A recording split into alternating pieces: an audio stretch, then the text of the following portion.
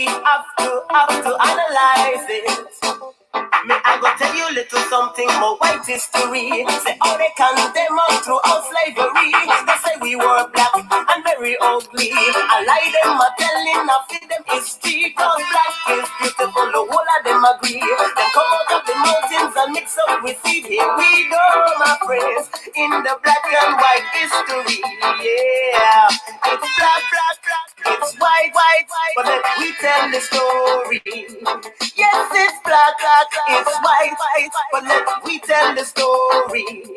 May I go tell you little truth about the black histories. The people who can hear and those who can see. We're the first to come up with anatomy. To analyze the truth about the way body. We're the first to come up with biology. To analyze the lies in the society. We're the first to come up with Egyptology. To construct the pyramids that you see. We're the first to come up with psychology. To analyze the minds in the vicinity. We're the first to come up with musicology. To put the rhythm in your soul and make it rock steady. Correction, my friends, with the black and white history. Yeah, it's black, black, black. It's white, white, white. But let we tell the story.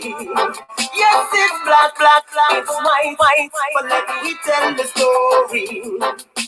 Black and white story in my mind. Oh yeah, say we have to analyze it. Black and white story in my mind, in my mind, in my mind.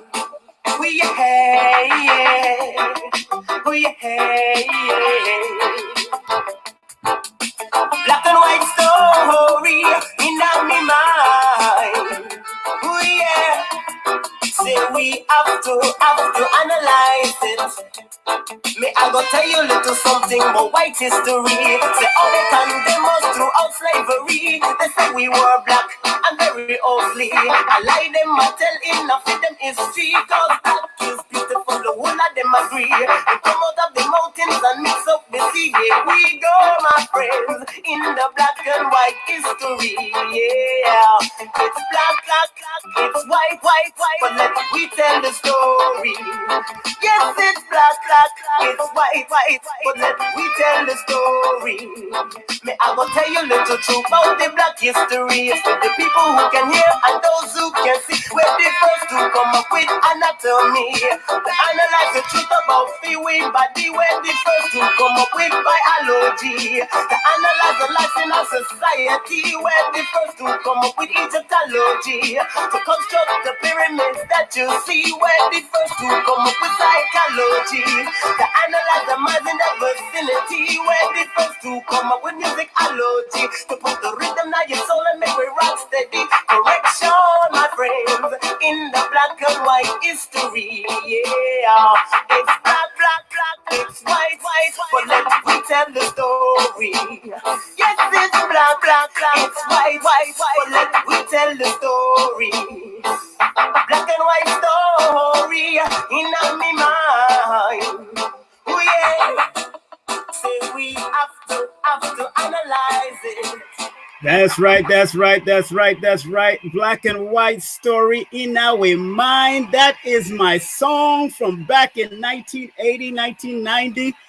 As a matter of fact, I went up to number 5 on the reggae chart, and the only reason, thank you for the applause, thank you for the applause. I will pay all of you people later. Thank you very much for that love and that applause. I love you all. Oh my God, I love you all. And thank you for all of you coming on right now. Please share the video, share the video. Big up to Denise. Muhammad in the building. What's up? What's up? Al Rashid in the building. What's up? Heavy Reese in the building. RJ Joshua in the building. Brandy in the building. Chakra in the building. Big up to all of y'all in the building thus far. I want to thank all of y'all for being a part of the legacy and the movement that we're doing and staying focused, of course. I just want to welcome each and every one of you. And yeah. We got a special show today. We got a very special show today. A very special shoe today, we'd like to say. And just want to remind everybody that please share the video. Please share the video. Please share and like the video and send it out, because we have a homeschool teacher that's going to be coming in, but he's not only a homeschool teacher, he's a mathematician. Yes, he's a mathematician. And he's an educator. He's a percussionist. He's a poet extraordinaire or spoken word extraordinaire, which I'm going to a spoken word artist, which I'm going to find out what's the difference between a spoken word artist and a poet. That's what I want. I'm gonna ask him that question from his perspective, what that is all about. Also, he's a holistic health consultant trained under Dr. Laila Africa. We will read his bio. Of course, his website is www.joshuasara.com. That's www.joshuasara.com.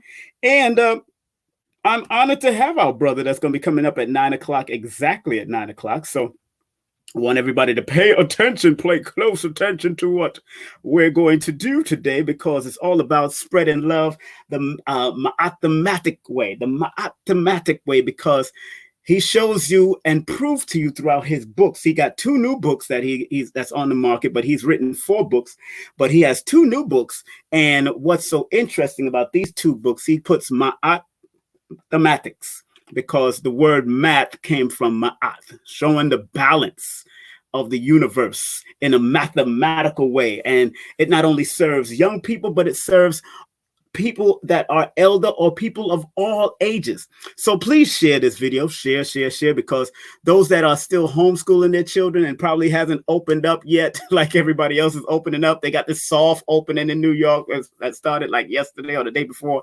But as much as it is a soft opening, we ain't gonna hardly open up yet. We gotta be a little bit concerned and pay attention to what's going on. Okay. And before I show my face, let me shout out a few things that's on the horizon, people. Let's shout out a few things that's on the horizon as we remove some of this. Let me remove that beautiful picture of myself.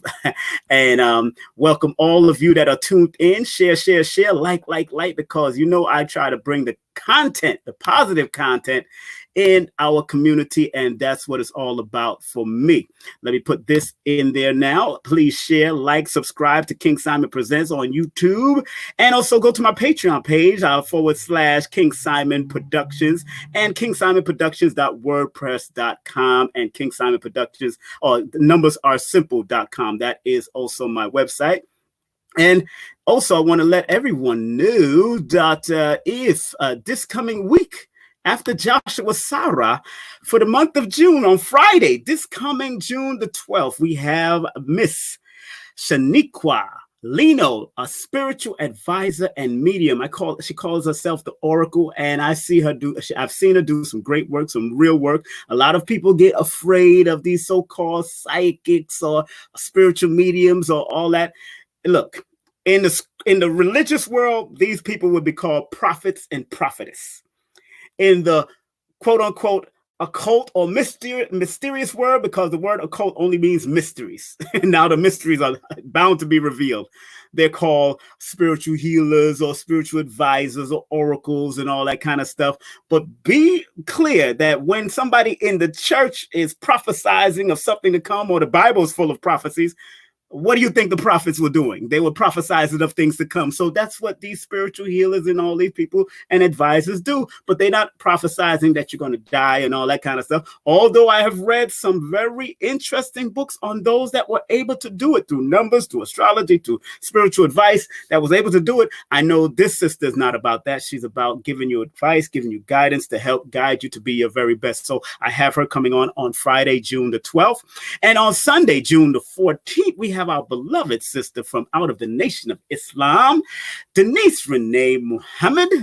Denise Renee Muhammad will be in here. And of course, the theme of that show is how to breathe and eat to live, because she's also a aromatherapist, and she's also a holistic practitioner and consultant. So, and she's an author and all that. So we're going to be breaking all that down.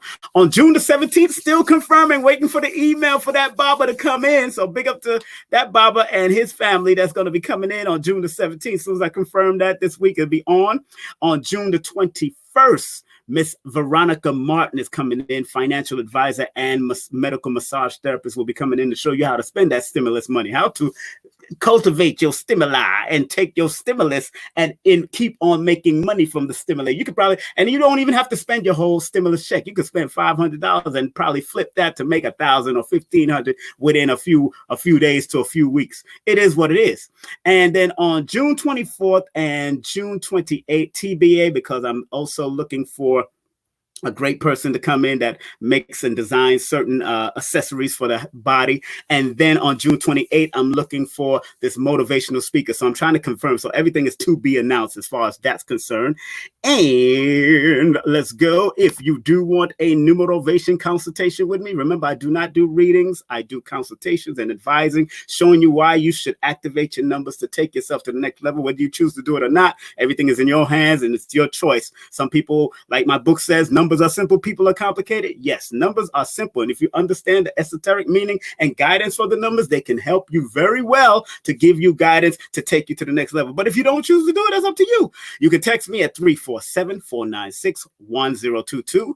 And if you're outside of the United States, please use WhatsApp. If you're outside of the United States, please use WhatsApp. That means WhatsApp. That means if you're in Canada, if you're in Europe, if you're in Africa, if you're in the Caribbean, you could text me via WhatsApp.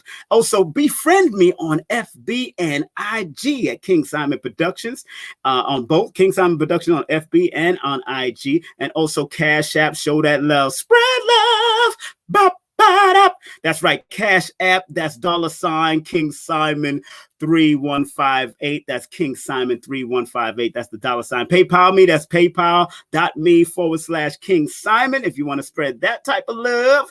Also, that's right, you can order my book, pre-order my new book called Numerovation for Mental Stability at my Shopify store. Yes, when you order the book, it all includes shipping and handling. So you don't have to wait for the shipping. Once you pay for it, it includes the shipping and handling, okay? Wherever you may live, because it might cost a little bit more going to England or different places. And just be patient with me because I'm going to be shipping a lot of the books out between August and October because of what's happening. The mail orders are kind of crazy. Overseas mails are kind of crazy. So it is what it is, but please go to my Shopify, write this down, pre-order Numerovation for Mental Stability. Make sure you go to that.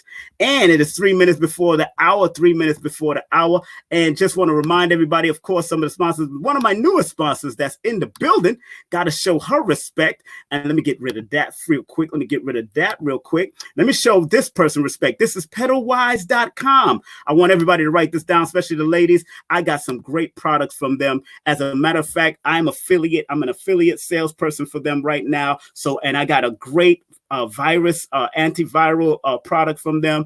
Great for the body, great for the holistic health. And especially she is definitely catering to a lot of the women's need because she's also the person that runs this website is a beautiful Black woman.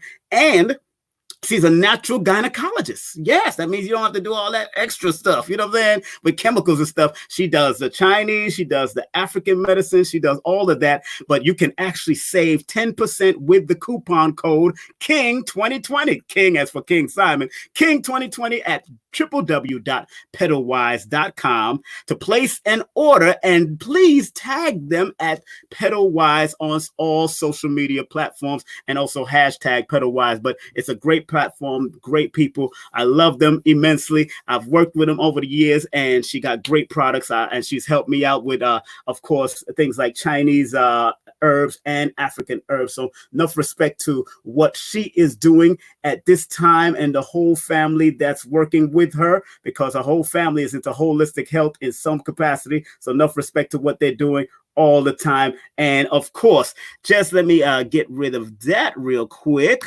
And let's go to some more of the sponsors. Let's go to my girl, Janelle, a good friend of mine, Janelle Lewis. Remember, she's a licensed real estate salesperson. And if you want anything in New York City, make sure you contact Janelle and tell her that King Simon sent you. Her number is 347-866 1153. That's 347-866-1153. Tell her King Simon sent you, and you will definitely get some great service. Also, she does consultations just in case you want to get a room, get an apartment. She can help you with all that. She also have connections to the Airbnbs out here in New York City. So make sure you hit up Janelle Lewis, a dear friend of mine for over 15 years. And big up to her whole family and her superstar daughter, Jandora, doing great fashion. She did a big fashion show for the one, the only Will Smith and Tyra Banks online. So, we're gonna bring up our brother. I see my brother backstage already, right at 9 o'clock. Big up to him.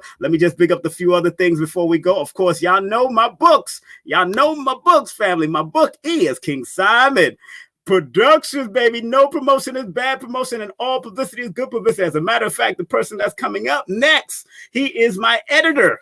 And he will be editing my next book also. This is a good brother. He's been doing my editing for a few books, just to revamp a lot of the book and revise a lot of the books. So thank you, Joshua. Joshua is going to be coming up next. Of course, you know this book already. This is Numbers Are Simple, People Are Complicated. You're darn right. Numbers are simple. 1 + 3 is 4. But if there's a 1 dealing with a 3 and the 3 gets reckless and crazy and the 1 gets arrogant and crazy, it ain't gonna work. The relationship just ain't gonna work. That's why with that, when you have somebody born under the number 1 energy or the 3 energy, communication is key. Structure and discipline is key. The organization of working with each other is very key. So that's why my book is Numbers Are Simple, People Are Complicated. And then the other book, that's the third book. Boom. Numbers are simple. Our children's health is important. That's right. Numbers are simple. Our children's health is important. Remember, the numbers, just like astrology, is connected to health. So what I do is delve into the numbers from 0 all the way to 31 to bring you that health understanding of what ailments that can be attracted to the numbers that are connected to it. So make sure you get it. And remember, when you support me, you support Dr. Laila Africa, because Dr. Laila Africa and Dr. Melanie are my publishers for these 3 books that you just seen that are mine. Okay? Just want to make sure you got that. And I just want to let everybody know that Brother Joshua got something coming up from June the 15th to August the 14th, summer virtual workshop. He's going to be talking more about that. All ages. Mathematics or MAAThematics Mondays from 11 a.m. to 2 p.m. and then Healing Touch Wednesdays from 11 a.m. to 2 p.m. and then for ages 13 to 18, creative writing Tuesdays from 11 a.m. to 2 p.m. and then the spoken word poetry Thursdays from 11 a.m. to 2 p.m. And if you want to find out more information, go to his website, www.joshuasara.com. So before we bring on our brother, because I see him backstage waiting. Yeah, I see him backstage waiting. Let me make sure everything is all right. Chris and Curry cooked and ready. I gotta read his bio off of his website before I bring my beautiful face on. Before I bring my beautiful face and give him a well-deserved round of applause. Let me read his bio. It says on his Joshua Sa-Ra website.com, it says Joshua Sa-Ra is a communication artist, which is a term he had to create for himself to describe the scope of his work and talents. He is an author, award-winning performance poet, event producer, host, lecturer, graphic designer, healer, teaching artist, and percussionist. He has lectured on spiritual technology and mathematics alongside some of the great modern teachers like Dr. Laila Africa, Professor James Smalls, and Dr. and Professor Kaba Hayawata Kamene. He is a certified holistic health consultant through and under the one, the only, the late, great Dr. Laila Africa. I can't even believe I'm saying that. I'm so crazy. But he is the author of 2 math books called I Am Mathematics Shapes and I Am Mathematics Numbers.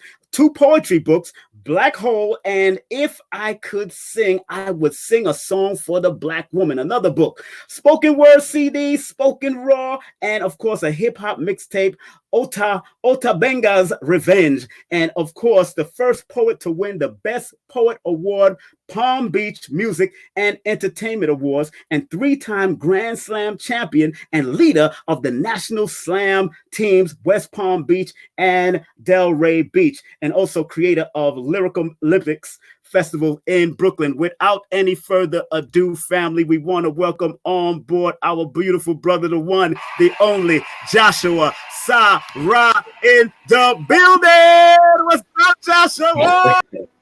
Yes, brother. Good to see you here. Not see you yet, hear from you, man. How you doing, bro?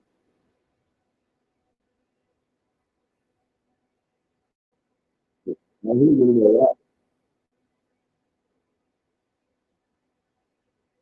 Bring you back in. Yeah, brother. You all right? How you feeling? You all right? You all right? Yes, sir. Yes, sir. How about yourself, bro? How you?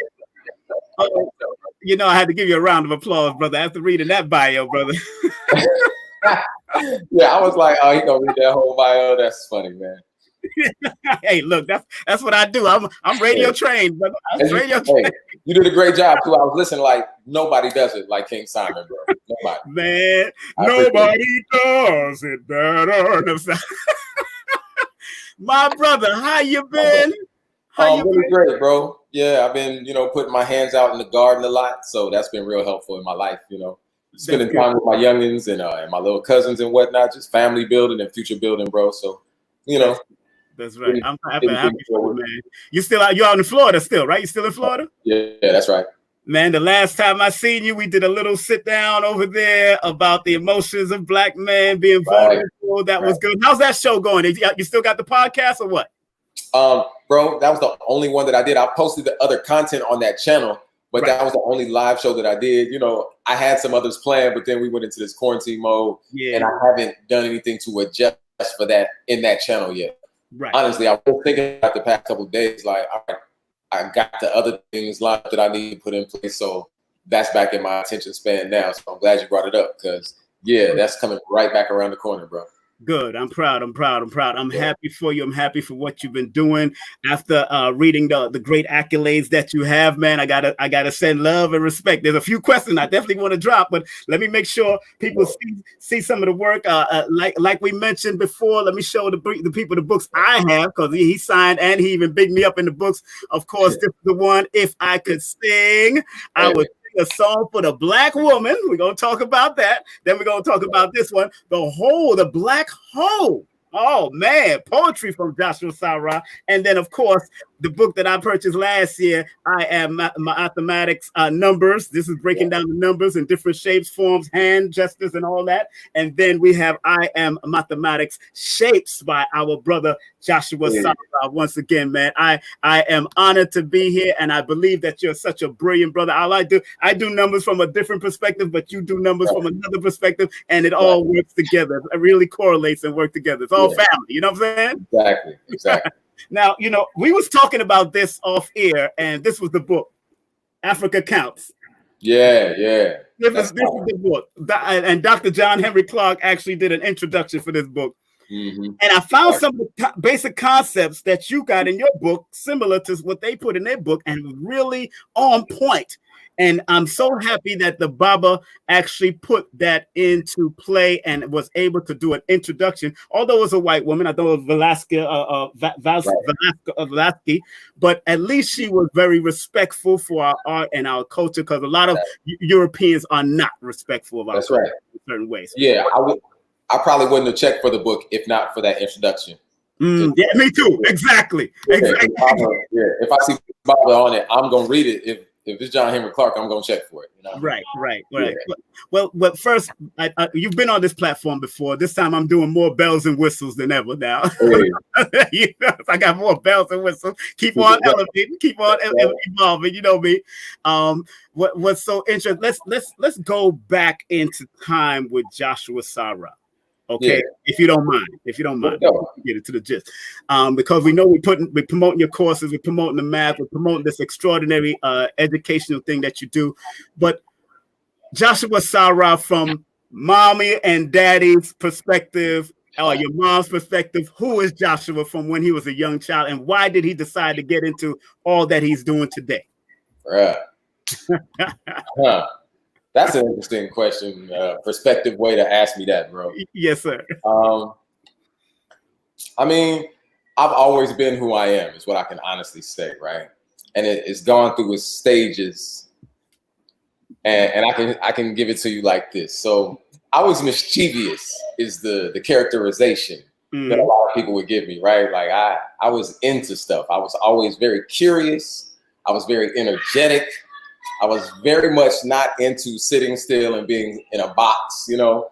I was very much into exploring the world and trying to figure out how does it work? How do people work? And in me trying to figure out how people work, it took me kind of pushing and poking and pushing and lifting and, you know what I mean? And yeah, people don't always like that though. Yeah. Especially coming from a child, you know, who has, a sharp wit, you know, and can kind of get off at the mouth if I'm trying to do that. And never being like in a disrespectful mode, not that type of thing. But, you know, I would like to challenge people in general. I was respectful, but I liked riddles and practical jokes and pranks. Like I remember me and my brother used to get books with pranks and practical jokes from the book fair. You know, you used to have book fairs. Like, yeah. So, you know, in school, you have a book fair, you go buy a couple books. I always would get some riddle books, some brain teaser books, some puzzle books, but it was some prank books in there. You know what I mean? But those were my elementary psychology books, though. You know what I mean? Right. Trying to see, you know, what makes people tick, what's going to make people have a response, and in what way. Because I didn't do everything in there. You know, some of the stuff was really stupid. I was like, why would you do that to somebody? The stuff was just kind of like harmless and funny to see how they're gonna respond. It's not gonna hurt you, but it's gonna mess with you. You're gonna be like, why did you do that to me?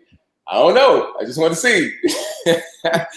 So I learned a lot about people in that way, just being curious and having conversation and being, you know, exploring the world, man. You know, I grew up camping and fishing, swimming in rivers, and, you know, and at the same time in a city, you know. My mother worked at Mead for a while when I was really young. I don't know if y'all know what that is. Like, if you had trapper keepers, right, papers and stuff. Mead is the company, paper and folders and that sort of thing. Mead is stationed. The headquarters was in Dayton, Ohio, and so, you know, that's like a big company there where I'm from. And my mother worked there. I think maybe as a secretary or something like that. I was really young, but that's kind of my first memories of her working. But then she got into computer work very soon, teaching computer software. So I grew up with a computer in the house. So that's also, you know, I do the graphic designs and I'm doing my own books. That's because I had a computer in the house. I used to know how to do coding from about 5 or 6 years old. The language was called Basic or Basica. And I used to know how to code in that, you know, making simple stuff, little games that me and my brother would play, calculators, just little random stuff that I knew how to tell a computer, run a function, and you could use it. You know, calculators to do addition and subtraction and multiplication, whatever. Just little silly stuff. And I took that up to about high school, seriously writing programs and making games and that sort of thing. But it didn't really grab me. Like the computer world didn't really grab me much. It was kind of annoying in a lot of ways to me. Still is today. It's kind of why I'm more earth-centered. Even though I can do this stuff and I can keep up with it, I'm not magnetized to it. You know, I kind of tolerate it. You know what I mean? Like it's where we at kind of thing. But what I did really get into was poetry when I was little. So, you know, that's really where the root came from, drumming and poetry. I started drumming in the 4th grade, I think, and poetry in the 5th grade. And been doing that ever since, man. And, you know, just different opportunities through life. Right. You know, following those real interests of the outdoor stuff and the art stuff. That's really what always caught my interest. And the African side of things that my mother exposed me to. And the spiritual side of things that my mother exposed me to. Because she exposed me to a good dose of both of those in dating. Right. But Joshua, where was your father at in all of this? He was around like on the every other weekend mode. Right. You know? Holidays. Right. Did he expose you to anything himself? Did he expose you to anything? Not really. Okay. But not in that way. You know, his side of the family exposed me to a lot of life. And so I was around him, but he moved to Kentucky when I was in the 3rd grade. Okay. So, you know, it got less and less. It wasn't every other weekend anymore. It would be holidays. It would be that random weekend he might come in town. So, you know, and he wasn't really hitting me up on the phone to make sure I was good. Okay. You know what I mean? I didn't really have that kind of relationship with him. He didn't check on me like that. And you know, I asked that question because you teach on MAAT and you respect the balance. So I know you definitely wanted to break that cycle of what you experienced. And I've seen you work with your children even what you've gone through in your life, that's personal. That's between me and you. We've talked about it. But, you know, I'm just honored to have met you and known you for these years, especially out of the whim of through Nicholas, because they had put your face on a flyer and all that stuff back in the day. And all of a sudden you in New York. I remember when Tito did that. But yo, but you know, your mother, which is very interesting, because we know Ma'at is one of the feminine energies of the balance, and that brings about balance. And I think her counterpart would be Tahuti or Zahuti in history. What type of mother was she raising you? How was that working with you, especially without the father not being there that much? Because a lot of people are watching, and a lot of us, like myself, grew up without a father that much. There was this in and out. But tell them how did that work, and how did she compensate for the father not being there that much? Man, like all Black women do, the best they can, you know. Yes, hit and miss. Yeah.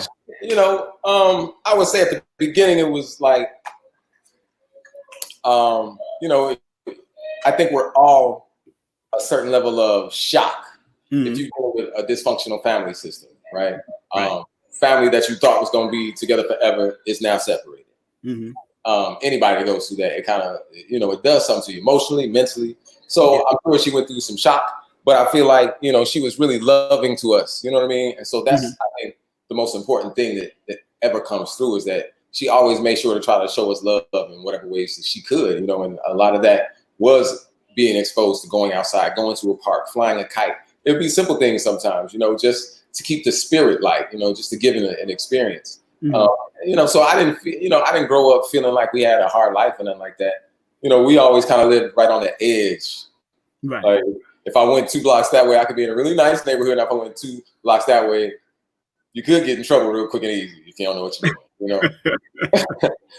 That's how dating is. Like you got cows out there and you got gangsters out there. You know what I mean? So, right. It's a really big city, and it has a lot of different things going on. She was raised with horses and things like that. You know, that she was raised riding horses like professionally. Like she got awards, right? Like that was her thing. Right. So of course now I've ridden horses. I know how to ride horses. Because she has continued that love. So I mean, she's always been into spiritual stuff, and so that's what I think she really got us through with the most. That's what she focused. That's what really helped me get through a lot of it, you know, and what ultimately led to me finding myself and coming into truth, you know, for what I know God and love to be. So it was definitely a struggle. You know, I wasn't an easy son to have, you know, especially because, you know, it's that struggle. Like a lot of times Black mothers, rightfully so, have fear for their children, especially their Black young men. And that fear can be limiting. And like I said, I didn't do so good with the limitations and the box down and the restrict and reserve. So, you know, we clashed a lot because of that. And, you know, so I had my teenage rebellion stage and my resentment as a young man who don't really understand the world enough to understand the decisions she's making, you know. But that's life. We grow. And you know, I'm thankful for having a mother like her, you know, and for having a self like me, you know, so that that we've been able to kind of figure out some things as we grown. You know, that's what parents and children are supposed to do, is figure out things as they go along, you know. No, I mean, I had the pleasure of meeting her, and she was such a beautiful spirit and a beautiful person in general. Her energy was just very compelling. Like, you know, wow. Right. Like somebody I knew from back in the day or something. You know, one of them old souls. Right. Just like, hey, where you been? Where you at? Like, it was just a big smile, and we just ate. And then you said, "This is." I said, "Whoa, this is your mom." But I'm happy, man, that she really held a strong, firm hold in your life to maintain that, to help you with some balance, even in dealing with, you know, because usually our relationship with our moms is usually how we deal with females, and we also have to pay attention to that too. And because of the lack of it sometimes in father and mother relationships, we, the children, take it on. I know I've done it personally. I'm not afraid to tell people that. And I think we go through that, you know. And the way you compensated, especially in what you do with your own children, because you have, how many children you have? Two boys and a girl? Yeah, exactly. two boys and a girl, and you seem to be able to handle them. I've seen them show so much love, work around you, go to festivals. You've shown yourself to be a real father that at least doing your best. You know what I'm saying? That's all you can do, even in the midst of whatever. You do your best, and that's all we can do is do our best as men. So, you know, moving forward with from your mom's perspective and the family that you was raised around, as far as in conjunction with your mom, how were they ever supportive of your educational goals and the things that you got into over the years? Not really, bro. I was like the black sheep of the family, you know, to be honest. Like, people really slept on me. You know, they really didn't see me. I think until I was gone for some time, to be honest. Yeah, I kind of remember, I think it was in high school, maybe either right before or right after I graduated. My older cousin, he's maybe 4 years older, 5 years older than me, maybe a few more. But we grew up together. You know, he had a brother, and me and my brother, we grew up like brothers, always being together. Those cousins is always together, right? And I remember being on the phone with him. He had moved to North Carolina for college, and he was down there with a family now. We were on the phone, and he had told me that somebody told him about some awards that I won in school for academics, that I had gotten an academic scholarship, a full ride, you know, and he was like, I didn't know you were smart. Like, you smart like that? I'm like, I didn't even know how to answer it. I'm like, I don't know what you mean. Like, I've been getting honor roll my whole life, right? Like, I've been in all kinds of things that would give you an indication this guy's on point. But like I said, in my family, I just was kind of looked at as the one that always got in trouble. And so by default, if you always get in trouble, you know, you must be bad or you must be slow or stupid. I don't know what the assumption was. I was a child. I just knew I was always in trouble. Like, hey, man, chill. But, yeah, I even remember, man, to be honest, bro, half of my family didn't come to my high school graduation because I didn't send them invitations. But to be honest, I didn't even know you were supposed to send invitations to anybody. I didn't know nothing about that. Right. I didn't have elders like that, bro. I didn't really have big brothers like that. Everybody I really grew up with, put me on, was around my age, maybe a year or two older. So I really had the brothership and the community ship. I had some good sisters that I met over the years, and you know, that just became sisters over the years that I learned a lot of things about women from, you know, without it being a weird space. Just, I got sisters, you know what I mean? Right. So, I mean, really, the earth is provided, and God has provided community for me in a place where my family didn't have it on point enough to be like, hey, pull him to the side, let's da-da-da-da-da. I mean, a good example, this math thing has been natural to me. Yes, sir. I wrote a theorem in the 9th or 10th grade in geometry on my homework, accidentally. I wasn't trying to do it, but I did. And I turned it in as homework, not even knowing that's what I did. I just thought I couldn't, what theory it was, I wrote down. And when I turned it in, the teacher gave it back the next day. Like, I don't even know what this is, but I couldn't prove it. I couldn't disprove it all night. Like, I tried to disprove this thing all night, but I don't know what it is. I haven't seen it before. So, yeah, you got that right. Nobody, not that teacher, nobody in my family, none of my friends, nobody said, hey, we need to do something with the fact that this young man just accidentally is writing theorems over here. Right. He understands geometry well enough to write his own proof. You know what I mean? Like, what are we talking about? Right. And nobody around me grabbed me up and put me into a position where I could develop that in a real sharp and clear, concise way. It just was something that became a cool little story I could tell every now and then. That's interesting, because that takes me back to the movie Hidden Figures.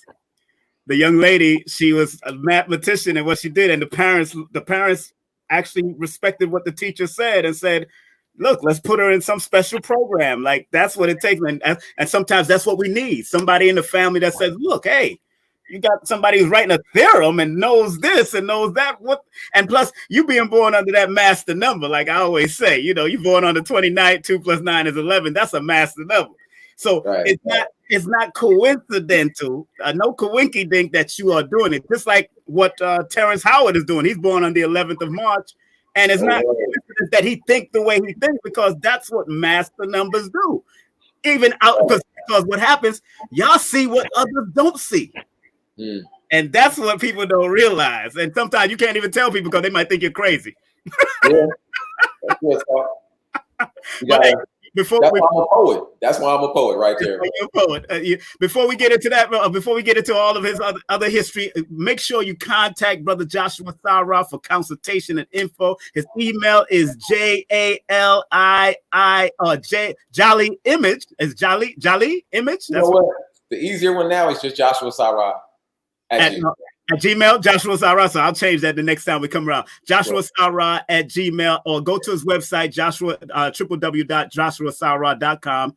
Remember, hit him up on IG at Earthiopian, IG, Twitter, Facebook at Earthiopian also, and Cash App, $Earthiopia. Let's go. And big up, and don't forget his PayPal, paypal.me/Earthiopian. Okay. Thorough, brother. You're real thorough. I appreciate it. You got it like. Hey, this is StreamYard, baby. StreamYard is totally different than Zoom. I'll tell you that. I'll tell you that right now. That's what you do. You know, but I want people to support, because he not only helps you with your children, he helped my own daughter. My daughter always remember him. she always remember Joshua. But she don't even go there. But it's all right. She remember you for the education. I love it. She remember you for the educational, and that's the beauty of it. Now, I know you've had the journey not only through mathematics, but through holistic practitioner, holistic consultation. What was that journey like? Because I know you studied under the great Dr. Laila Africa. Like I said, I can't even believe I'm saying the late, great Dr. Africa. I can't believe it. But tell us that journey, please, before we get into everything else. Yeah. It's funny, man. My language don't even catch up to the late. Like, I still speak of him in the present, not in the past, Right. But I was kind of talking about it the other day. I was on with Taji Magazine doing an interview. Shout out to Taji Magazine. Yes.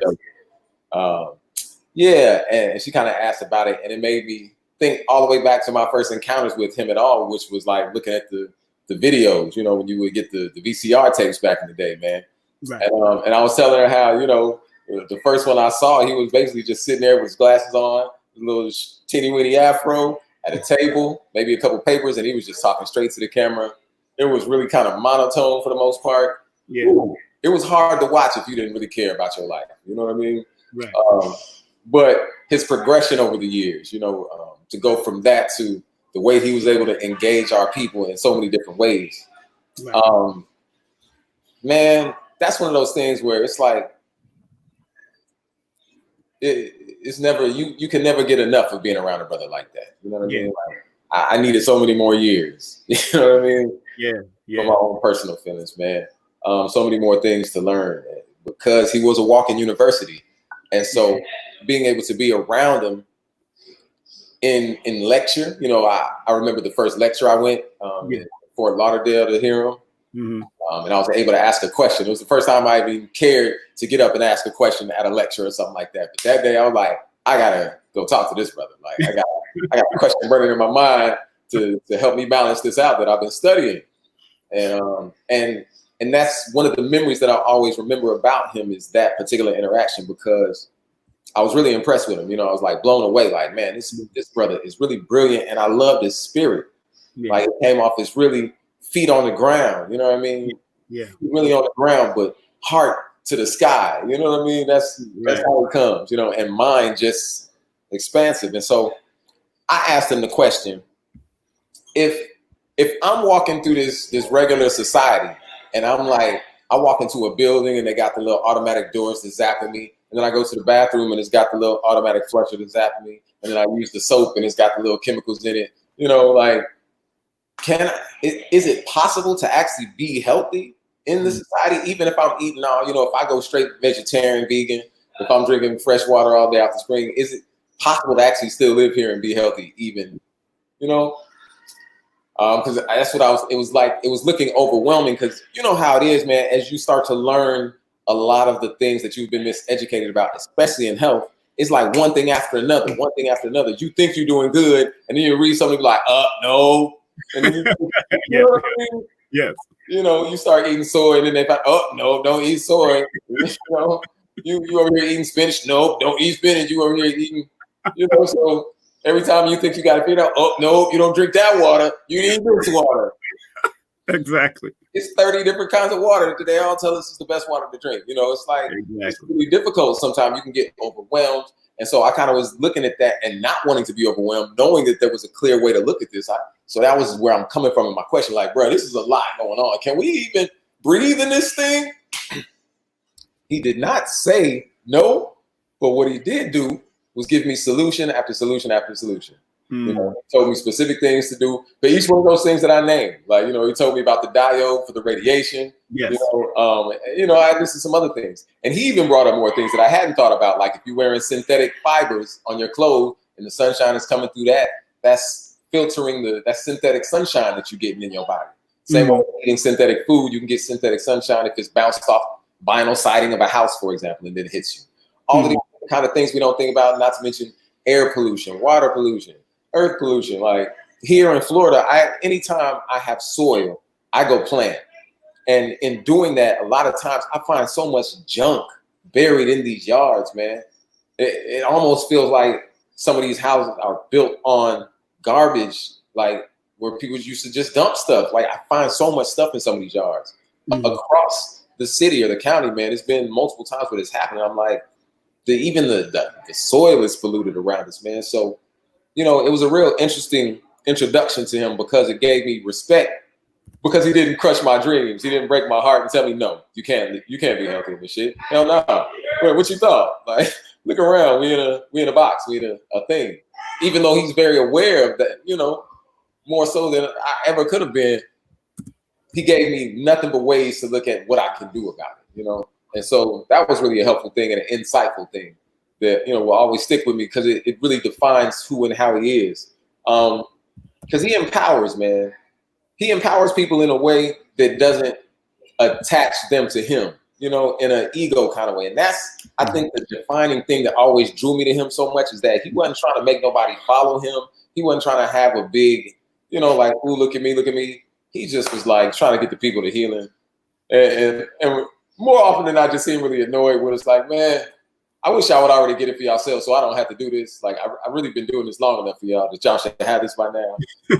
but that's how you can see how much he loved us, though. You know what I mean? Right, exactly. I never got it from him. He was trying to get rich off of this or trying to get famous off of this. Or, right. You know, it just never felt like that or seemed like that from beginning to end with him, you know? And that to me felt real indigenous and ancestral, you know what I mean? And it just really made me respect him in a high place. Like the brother deserves the title Imhotep, you know what I mean?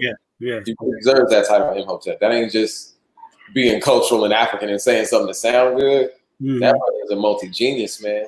You know? Yes. Now, what was his class like? Briefly, tell us what was his class when you went through that class. What was it like? His class was like what the students were like. That's the type of teacher he is. And he'll tell you that because the first time I took his class, there were a lot of students there who wanted to talk. They wanted to talk, you know, they wanted to sound important, I guess, you know, just to cut through a lot of time and not try to, you know, soften it. They wanted to maybe make a connection, maybe make themselves seem important, either to Dr. Africa or other people in the class. But a lot of people wanted to talk. And some of us were getting very frustrated by that. You know, it would be one thing if you got a question to ask, boom, boom, boom, and then we back. But they would be going on and telling stories and giving anecdotes and telling ways that they've helped people and things they've done for people. It's like, wait, that's not what we paid this money to come and hear about, you know? But there was a point at which he said, y'all can talk or I can talk. Like, y'all paid the money and I'll let you have your class however you want. So if this is what you want to do, it's what we'll do. Right. And those of us that was really there for it took it seriously. And we kind of had a conversation that day, like, okay, we got to say something. We got to really ask the people to, like, you know, tone it down.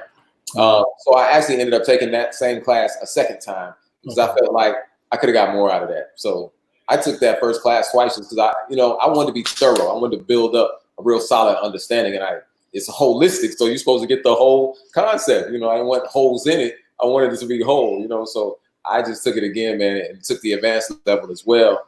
And it's interesting how thorough he is and encyclopedic. Like, you know, he really is sharp on how he can break everything down, give it to you, bam, bam, bam. It's not like even let me think. It's not even let me think. It's not even you know, it's It's sharp. That's the truth. That's the truth. You know, those that are just tuning in, we are speaking with the great Jashua Sa-Ra, very extraordinary brother, not only a great mathematician, but also an educator, a poet extraordinaire, a percussionist. And we're talking about Dr. Africa because he took us he became a holistic consultant under Dr. Africa, and he's speaking about Doc. And, you know, one thing I got to say about Doc, because I spent a lot of time with him in the last few years. And last 10 years, actually, I was the one bringing him in for the last 10 years. I even had you open up for him, I remember that, and that was, I know that would have been, I was an honor for you. When I found out you studied on him, I know that was what it's about. I had you and people like,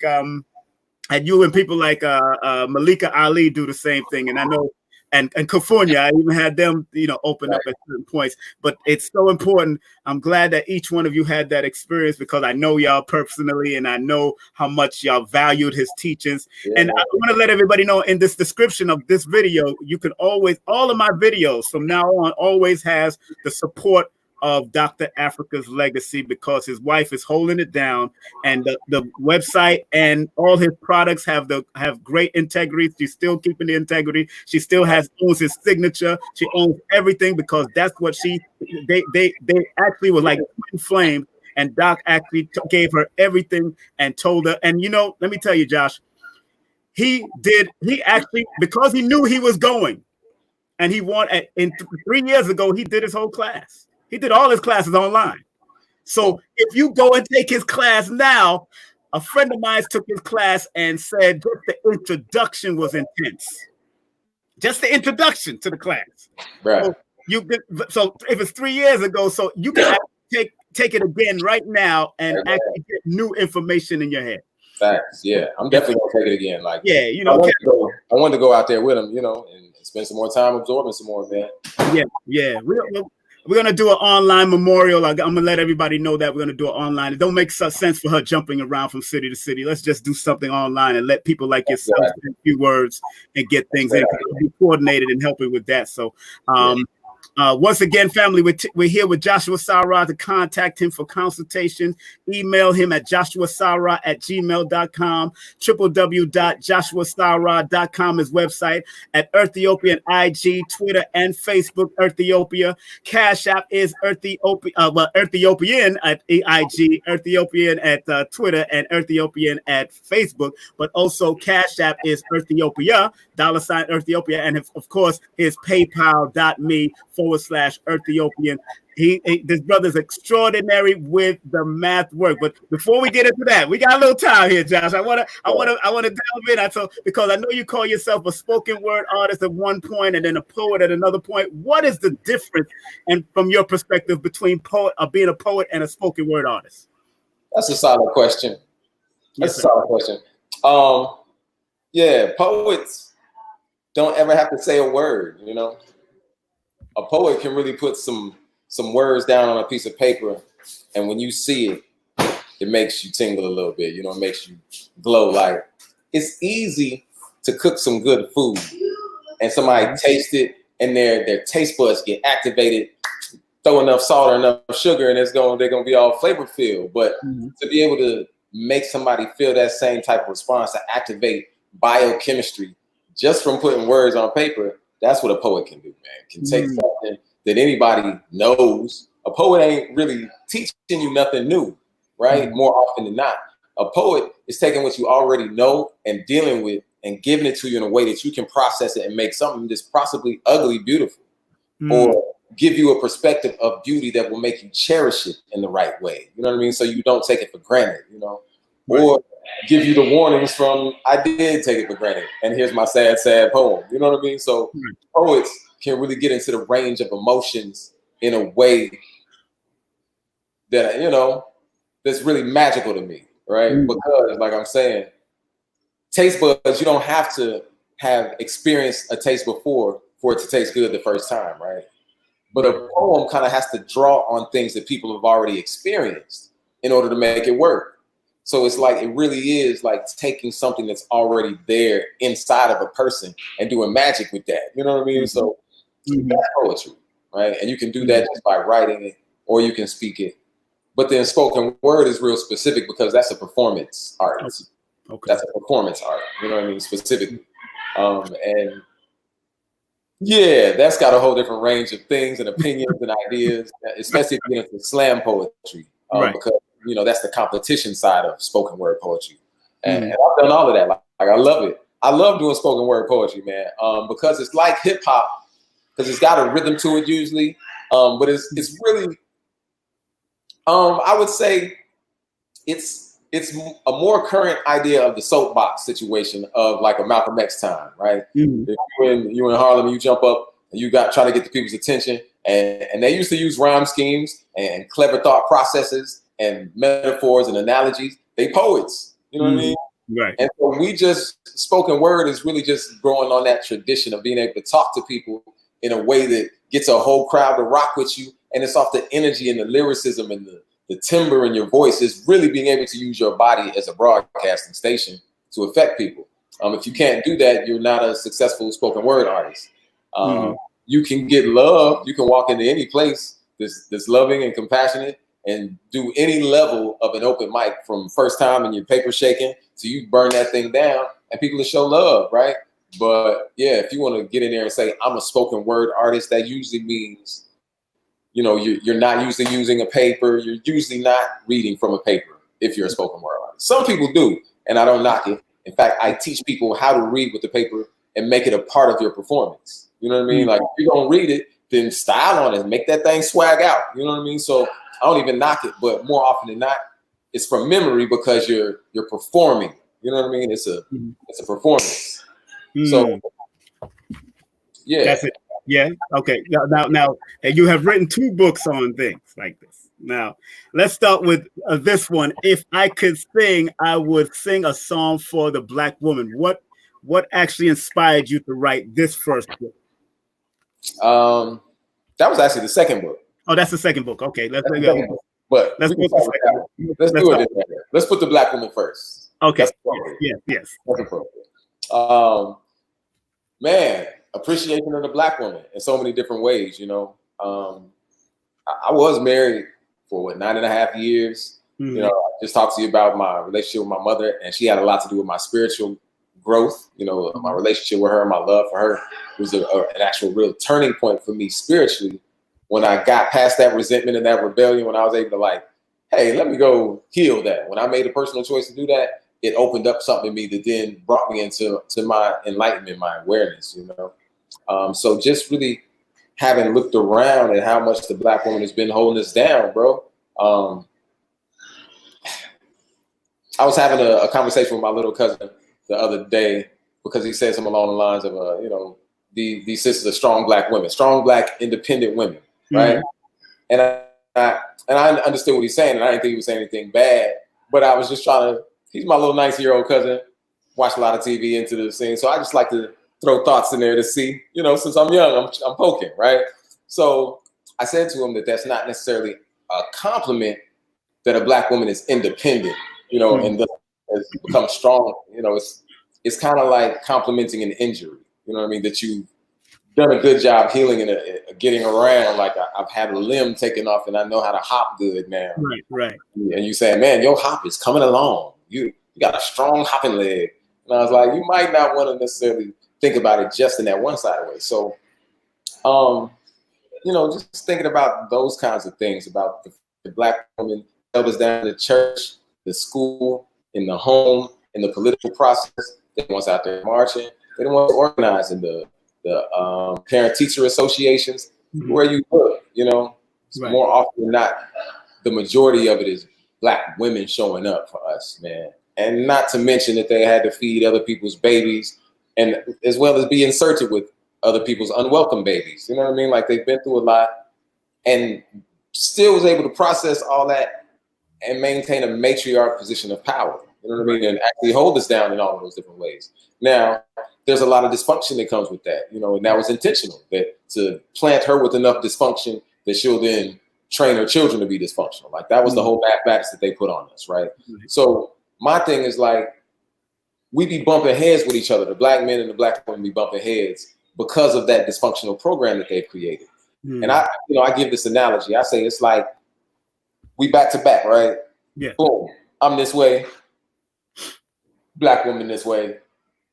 Somebody rolls up on me and jabs me with a sword that comes into me, comes out my back, and then goes into her. Into her, right. Her back and out her stomach.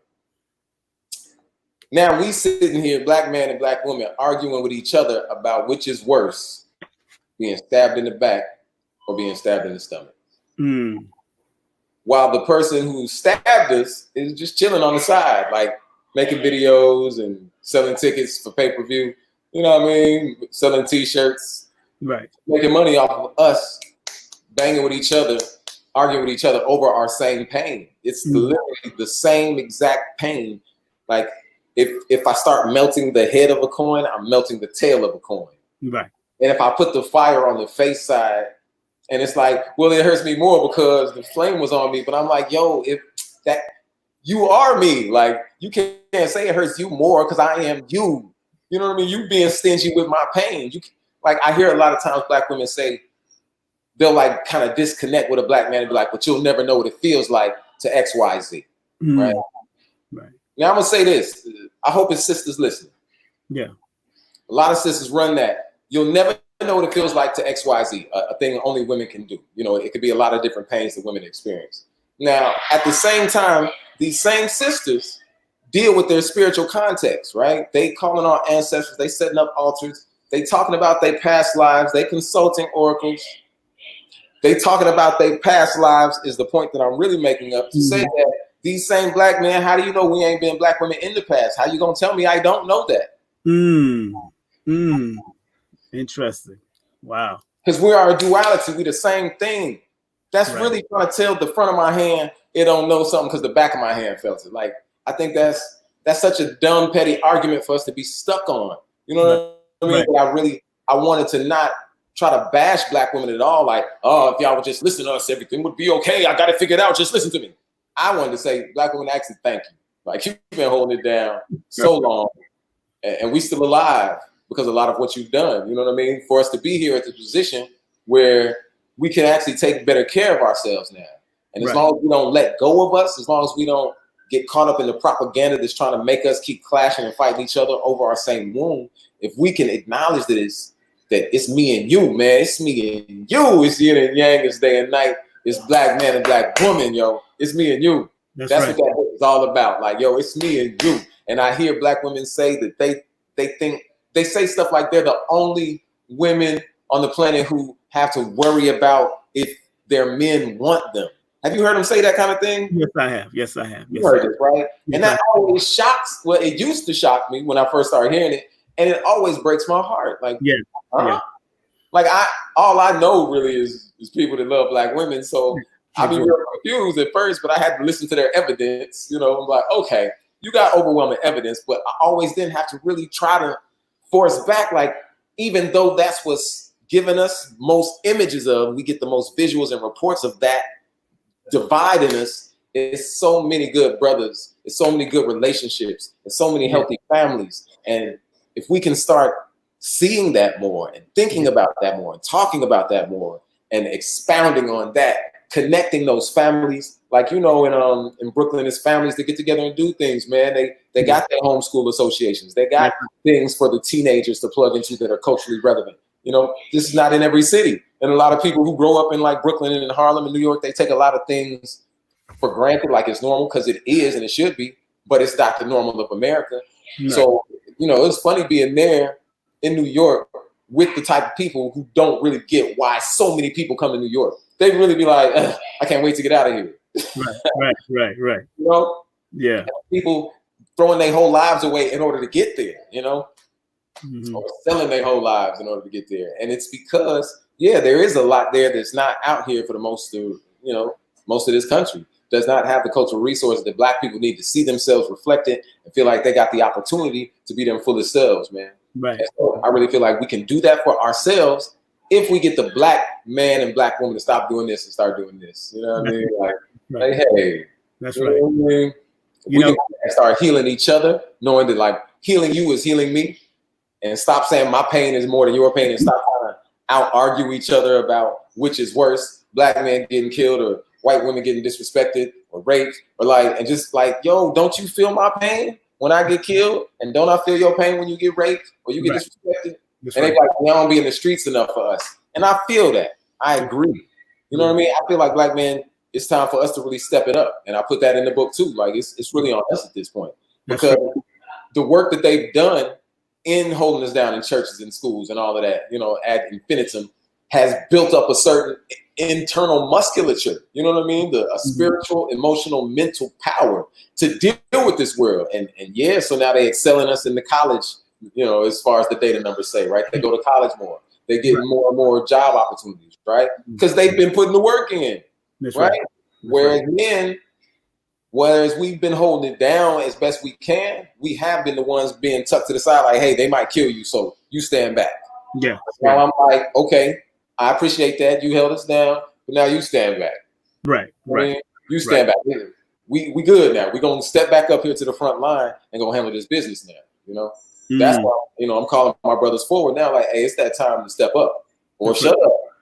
You either gotta really step up or shut up, man. Because like talking about it ain't really the beat. You said something in this book, and I want everybody to know that this is one of the books. Is if I could sing, I would sing a song for the black woman. And there's a simple poem that you said, or simple words you said on page 23, unbothered. She smells like lazy flowers, loud, like she doesn't care if her fragrance reaches you. But should you be close, you will have to notice the aroma of authentic. Something simple, very simple, but what did you mean when you wrote that? And that was very simple. It's not even, you know, it wasn't long. But it's simple, but it says so much. Right. Man, that joint right there. It's you know, a poem to me feels self-explanatory, right? Maybe that's because I'm the poet behind it. Yes, sir. Because I hate to box a poem sometimes. Okay. Because the nature of poetry is like a lotus flower in Kemet. You know, it blossoms to infinity, man. Right. Because where I wrote it from, sometimes I'll read something later and be like, oh, I didn't even know that was in there. I'll see something deeper after I read it a couple times. Because, you know, a lot of this is ancestral. Like, I tap in. You know, I get into the wave. When I first started doing the poetry, a lot of elders that would be around, they used to always use the same language. What is it, stream of thought, stream of conscious, something like that. I guess from like the days when they was doing poetry, you know, and they would be freestyling, you know, close their eyes and just be talking and going into a stream and talking about the life. You know what I mean? And they thought that's what I was doing, but mine were actually written and memorized. But the way it comes to me, it does just flow to me, right? Mm-hmm. So a lot of times, I just kind of look at something like a black woman, and I'll see it in a way. Like that mango joint that's in there. I was watching a woman eat a mango, and that's how I was seeing it. You know, it's really explicit feeling. But it really is about eating a mango. You know what I mean? But that part right there, the unbothered, it's kind of about a woman that was just that, unbothered, really unbothered with the foolishness of the world around her. She just didn't have no time for the foolish, you know? And so it's like, she was kind of sitting back like lazy flowers, like, I know I'm fly. Shit, if you can smell me, you can smell me. You smell me? But I ain't trying to get out here and be like, smell me, look. She don't bother with all that. Like, yo, if you get close enough, you'll peep what it is. Yes, sir. That's right. That's right. That's Yo, like a woman that like makes me kind of sparkle and take notice, like,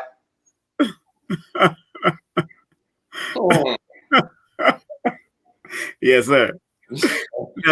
Now, getting into the next book, what's the premise of writing Black Hole? Because it's not just whole, it's whole. Black Hole. The whole thing, man. The whole thing. Because I'm an earthiopian, bro, and and that's that poetry. Like, I first started getting on the stage doing poetry as a response to my spiritual growth and wanting to express that to my people. Because I realized, had I been taught properly about how the spirit operates, what it is, how I am created of it. Like, if I had been taught that as a cultural norm growing up, that would have made me approach this life in a whole different way. And I felt like, not a regret thing, but like, yo, these suckers been wasting my life potential, my life energy. Like, yo, we could be doing some greatness. What are we doing? Like, you know what I mean? That was really the feeling I had. So I was like, all right, I got to get out here and start talking to my people about this in some kind of way. But it was overwhelming at first. I couldn't even really write it very well. I would read stuff and not understand it myself. Like, what the hell does that mean, man? But I just kept at it because of the feeling of love. Like, it really is a feeling of love. Like, I really love people. And in that, coming into my spirit and that love and understanding how that love is for the world, really, man, I started to resonate for real with how I was raised and my cultural context and how I identify myself, you know, as what we call a black man, a black person. Because that's what used to resonate to me as a child, smelling frankincense and myrrh and shea butter and brown rice and tofu. You know what I mean? I grew up on peppermint soap and golden seal, not like in my house all the time, but my cousin was on it. My mother was in African dance, and the shaki was bad. When the drums came on, the deities came down, you know what I mean? And she was a fashion designer, so they did a fashion show too. Like, I grew up seeing these kinds of things. Those were the smells and the tastes that always made me feel like, okay, life is gonna get better one day. I gotta keep dealing with this American thing for now, but one day it's gonna be all of this, right? Right. So coming into my adulthood, that's what that book is about, is the collection of the poetry that I was writing about. How can we bring us together to make the whole of us, like the Marcus Garvey concept of Pan-African, like, you know, one God, man, one aim, one goal, one destiny, one people. We all on this earth, we all got this sunshine hitting us, man, and that's what activates us. We all need to drink water and keep it enough in us to keep alive, and we all keep breathing this air and exchanging information through our air, you know? And so it's just the whole black, man, and people sometimes get mad at me because I love my black people so much that I want to help them out. I see they're in a bad circumstance and I want to help them, and everybody get mad at me because they're like, well, what about everybody else? And I'm like, what about them? Like, I'm not mad at them. I ain't got to, like, stop bringing them up. I'm trying to help. And, you know, that's been made more clear right now. I've seen a lot of videos and memes where people have been pointing out the hypocrisy in that kind of approach to people, like, yo, my house is burning and we taking water, and your house ain't burning, but you over here like, what about my house? That's what, I mean, it's been the same thing. Malcolm Ben said that, like, I'm gonna take care of my house if it's burning, even if yours is burning. I gotta take care of mine first, and then I can come help you out. But it's dumb for me to leave my house and my family burning because I'm more concerned about your family. That's ridiculous. And when it comes to house burning, I can't even think about us both at the same time. I gotta focus. And so I'm focused on black people because that's me and my people, man. And I don't like calling us black people, so I had to search and search and search and search. We Earthiopians. That's how I think of us and see us now. That's how I call us. That's what makes sense to me, and I feel like it honors our ancestors and our children. And so that gave me the balance I needed. And Black Hole is like the culmination of the poems that helped me get a lot of that out. You know what I mean? Yes, sir. Especially some of the poetry that I wasn't doing as spoken word. Those books are made to be read. You know what I mean? They're poems. They're not for spoken word per se. I want you to read them. There's word play in there you wouldn't get if you heard me say it necessarily, because it's it's the way I wrote it. I might be using a homophone or something like that. You know what I mean? That you would completely miss what I've written. So that's poetry right there. You know what I mean? It's a whole different kind of element of what people might know me for on the spoken word stuff they can find on YouTube. Like, it's a whole different element. Like you said, it could be those little simple short joints. And, and because when I see you do poetry, it's like mathematics and mathematics. Let's say put it like that. But what's so interesting, I want to get into the books of your math books and your series right now.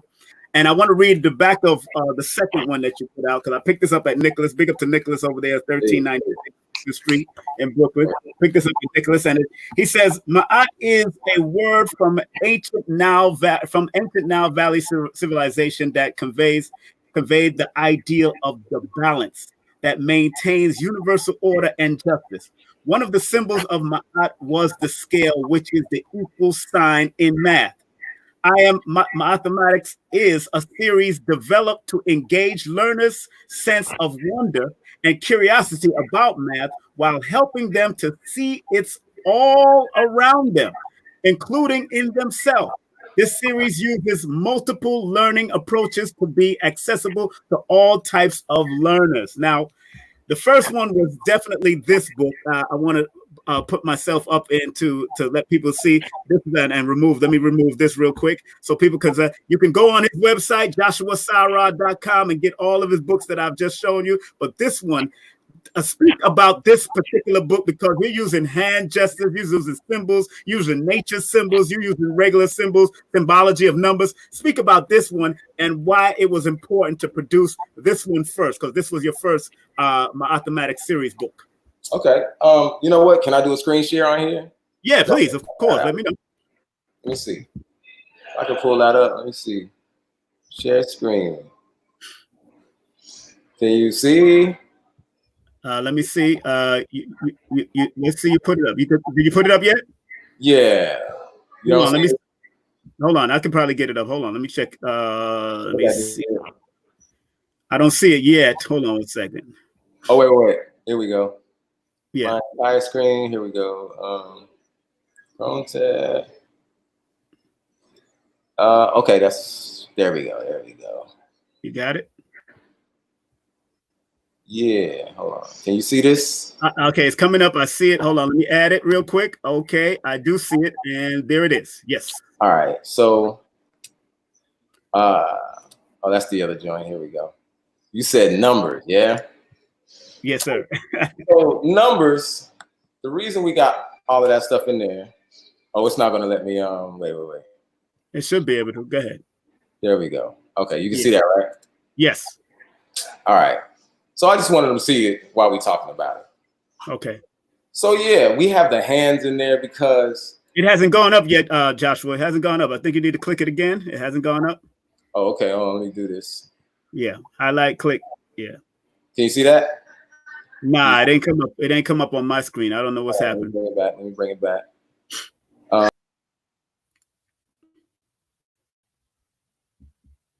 Okay, if I do that, all right, that brings me back there. Let me just do it again, because I want you to see this. We ought to be able to do it this time. Thank you for your patience, bro. Yeah, everything cool, brother. Remember, make sure you go to his website, JashuaSa-Ra.com, JashuaSa-Ra.com. Hit him up at Earthiopia on Facebook, Twitter, IG. Earthiopian at Facebook, Twitter, and IG. All right, do you see that? You got that? I think I see it. Let me bring it up right now. Let me bring it up. Let me take this off. Go ahead. I got you. Okay. So, yes, go ahead. So that's how the book is, So we're just gonna look at this page, man. So okay. I gave a lot of different approaches because mathematics should not be contained to those numerals. When you're teaching children numbers, you shouldn't teach them that numbers are numerals. They're not numerals, right? Mm-hmm. Numbers are powers. They're phenomena, like they're forces, like electricity. So you should teach children that way. So this approach in this book is to show numbers in multiple ways so that their brain gets really flexible and kind of lucid almost about what numbers really are. You want them to have elastic thinking such that as they grow, it can expand and take in the knowledge that they'll get, but based on something that's solid, right? And so I use binary in here, for example, because that's an ancient mathematics. It's in the oracles. It's in the modern computers. You know what I mean? So this is an ancient to modern technique of using mathematics to run technology. And I showed it both in the number system there. Let me see. Right here where it's the binary. And it just shows the different columns of how to count in binary, as well as you can count it on your fingers if you use your hands. And so you see the different, they get nervous about number 4. Right. But students love to learn it also. It replaces that stigma from using one of your fingers, because God didn't make any part of our body obscene. So they really shouldn't be afraid to use their fingers. We should teach them that it's the number 4 and that's that, But I also put in these types of shapes where it comes into sacred geometry, because that's how the universe is created, through sacred geometry and mathematics. And so for them to not even necessarily get that as an explanation, but just to see the symbols and their brains start to process that and start to unfold that and try to figure out, what am I looking at? What is that? Just to start catching their attention. Right. Those types of things, as well as showing these things in nature so that they'll know this isn't just something flat on paper that we're trying to memorize numerals. This is what makes the world. And that's really the whole point of this book, is to reinforce that number is what makes the world. And that's why it just shows it in so many different ways, and it shows it in sign language, American Sign Language. You know, it just shows these different facts in here and these different games and things that you can play in order to experience numbers. You know, so and then it's got the charts at the back with just everything on there. So yeah, man. No, I get it, and of course, let's go to the other one. Of course. And so the reason, you know, so shapes had to come second, right? Because I felt like 1 through 10 is a thing that needs to be established, right? That's the thing you teach children in a real simple way. You got 10 fingers, you know, you can start with counting easy. You know what I mean? Right. Shapes, while it was the second book that I made, I feel like shape is more foundational to the creation of the universe. So I feel like that should be first. So it's book 0, which I thought was appropriate because it's the circle, you know? Right. So it's the second book that I published, but it is book 0 because it's about the shapes that create the universe, man. And so just really using the same approach of these multiple ways that children will be able to engage and feel and kind of look around the concept of shape and not just see it as a 2-dimensional flat thing on a piece of paper. Because one problem with geometry is that they teach it 2-dimensionally. And that's not reality. That's fake math. It's theoretical math. Like most of the things in there, Euclidean math is theoretical. And so that's what Terrence Howard was talking about, is like these straight lines y'all be working with are theoretical. They're not in nature. And that's why he created those curved shapes, because curves are what's in nature. And so these are forces we're dealing with, and magnetic forces, not necessarily these shapes. And so you can't really have that conversation straight out because that's too far out in the language for even a parent to read and be able to explain that to a child. Like, so we're looking at a square, but it's not a square. It's where the magnetic forces press. You know, I'm not trying to have people confused with that. So you start them off with something that gets them to just experience shape in and of itself and start to figure out how our shape's built, why we call them what we call them, start to really understand and grasp the nature of how we get around these things and look at these things. I played around with the idea of putting 3D shapes in there, but I wanted to just keep it to the 2-dimensional because I felt like I would have really made an encyclopedia at that point. If I started getting 3-dimensional, it would just had to be a whole different book. And I wanted to keep these books fairly simple and accessible. You know what I mean? For most families to be able to get in and start working with their children at any age. From like, you can start reading these books to children in the womb. You know what I mean? And just reading them to them, getting them to hear this information at any age is going to start absorbing. And once they're at an age and start engaging with it and reading along and doing the activities, you know, that's usually about 4 or 5, you know, where they can really comprehend the activities for the average child, the average melanin child. Right. Cultural differences matter about what levels and what ages they hit, man. One of our sisters just asked Khalifa Anu from Raw Food Goddess. She says, can you ask him a question about quantum entanglement and the quantum mechanics? I would love to hear his perspective. We have this math mind amongst us. Let him share his gifts. Go ahead. So, I'll be honest. I look at things like that, but I avoid getting too heavily into it in that way. Okay. I spend more time unraveling how we look at it. I really like how the comedics wrote their information down. It makes sense to me. If she can give me a definition, her definition of quantum entanglement and quantum mechanics, then I can answer that question. But the way I look at it, I don't even think I will be answering what she's asking.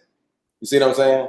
So if she can kind of like give me a little working definition so I can like make sure I'm using the right language to communicate what she's asking me, then yes, I can answer that. Okay. Otherwise, quantum, yes, I do talk about sacred geometry in the books. That's the shapes, definitely has them in there. I don't get deep into sacred geometry. I do have polygons like the hexagon, the pentagram, the pentagon. I got the lemniscate, the infinity symbol in there. I've got, you know, different things that kind of start taking them in there. That's the introductory. I will have a book later for sacred geometry in specific that I had to do separate. But I wanted to do shapes first because you got to lay certain groundwork because I want the babies to really get it, you know, and know the basic parts before you start compounding and taking it there. But this book is full of sacred geometry. As you can see by the cover, from cover to cover, it's sacred geometry through the whole thing. Like it's got spirals in there, definitely. I'm talking about the golden mean in the shapes book. So, and even in the numbers book, that's why I'm using the sacred geometry to start getting them to look at the symbols, even though we're not discussing what they are. Better will be their visual cues as they grow up. If they have a series of books that uses sacred geometry all the way through, then when they get to that level where they start to look at it like, oh, you know what? I used to look at that in the numbers book, and it used to always make me wonder. Now I get it. So it's really built as a series to compound information. So the sacred geometry book will be coming out. What makes geometry sacred is that it is self-evident and it explains itself and explains the universe and gives a blueprint for the universe. This thing they call the flower of life, and also the egg of life, the seed of life, the fruit of life. But mainly they talk about the flower of life as this pattern that you can find. Everything that we know about, you can find expressed through this pattern. It is what we consider a holographic representation. You know, you can write it down on flat paper and still see the holographic nature of it. You know, it's that built in with holographic nature.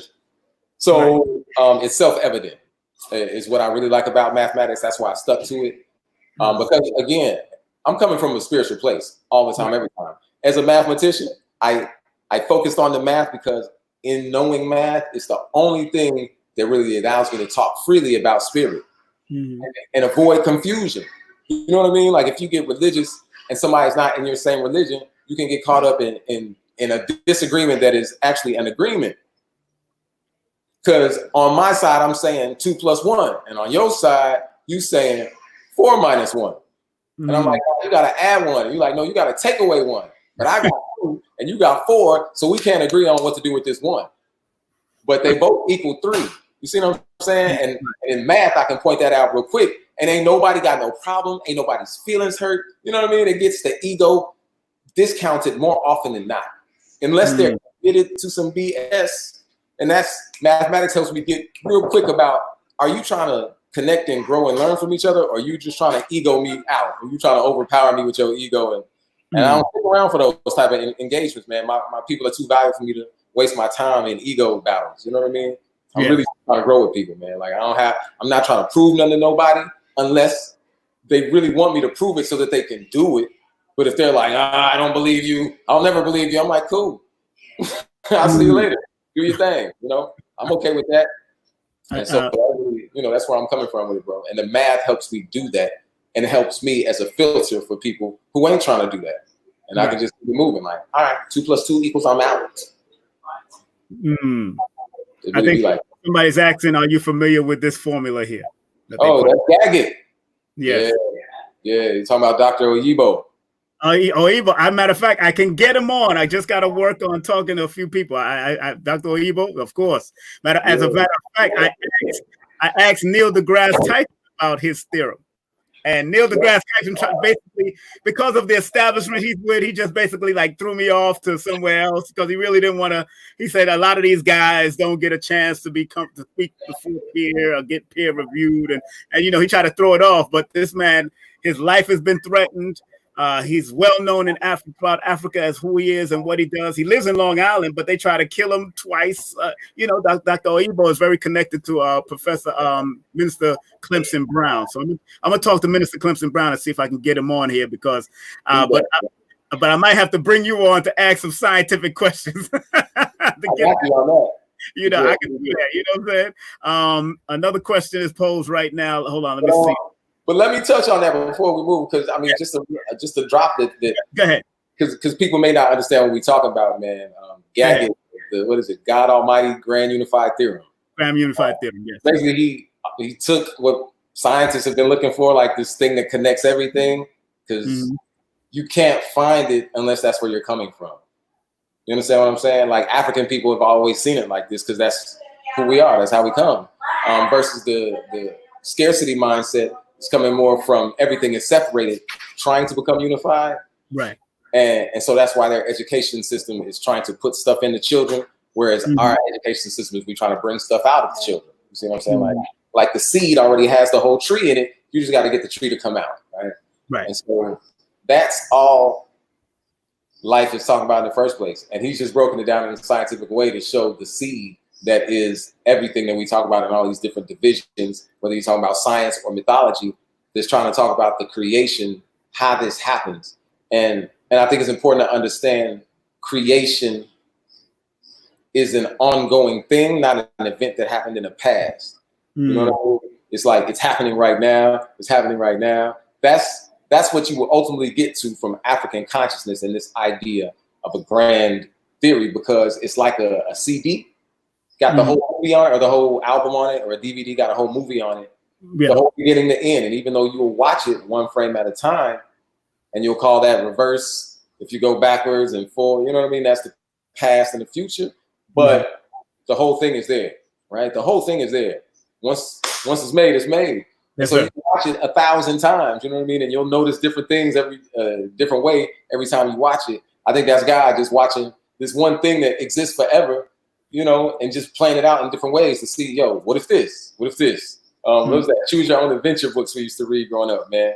Where like you choose something at the bottom and it takes you here. And then after you finish that, you go back and read it again and make a different choice. Like, you know, that's kind of what it's saying, is that this is just a wave that's always happening. This wave is always happening, and it's doing all of these spiraling things, and it's light and love that spirals out everything in the creation. Like, that's really all we're talking about, man. And so it's important for us to have our scientific ways to express that in our African ways, in ways that everybody else understand in their language, because we already understand it in our language, man. Now, let me ask you, you know, a lot of people mentions the Fibonacci sequence and all that, but we know, yeah, exactly. Fibonacci, and we know it comes way back from before Fibonacci, you know, because I was studying, and, you know, and because he was Italian, I know he's probably Moorish descent, because we know the Moors controlled all of that area for a long time, you know, and introduced them to a lot of stuff. And then left because they got conquered and moved out and all that kind of stuff. But they left a lot of their science there too. A lot of their mathematics was left there too. So everybody like to say, I even mentioned it in my newest book, which you'll be editing soon. You know, I even mentioned it in my new book, but I always put on the bottom a note that says, please remember people like James Gate, Sylvester James Gate, the string theorist. The string theory physicist, and of course Neil deGrasse Tyson. They keep on saying that all this existed way before them. All this information on mathematics and numbers existed way before them. Do not get it twisted. They are saying it now, and they shaking up the world by saying that kind of stuff to the Europeans. But it is what it is. You can't hold it back. You know. So what do you think about that whole Fibonacci stuff and the Fibonacci sequence and all that? I mean, man, it's built into the whole fabric of the earth for sure, but I definitely don't call it Fibonacci at all. Like, I so don't call it that when people say that, I have to remind myself now what people are talking about. You know, it's real distant in my brain now to even think of it as Fibonacci. I call it the Sankofa series because that's what Sankofa, the way Sankofa is described, where it says go back and fetch it in order to move forward. That's the function.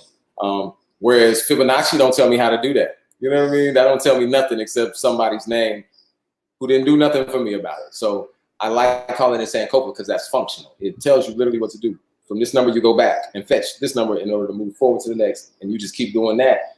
I mean, that's a recursive function, man. It's fractal. I did notice somebody asked about fractals in there. And that's how you take something simple, a seed, and you just keep expanding on that. So that's how all of nature is built.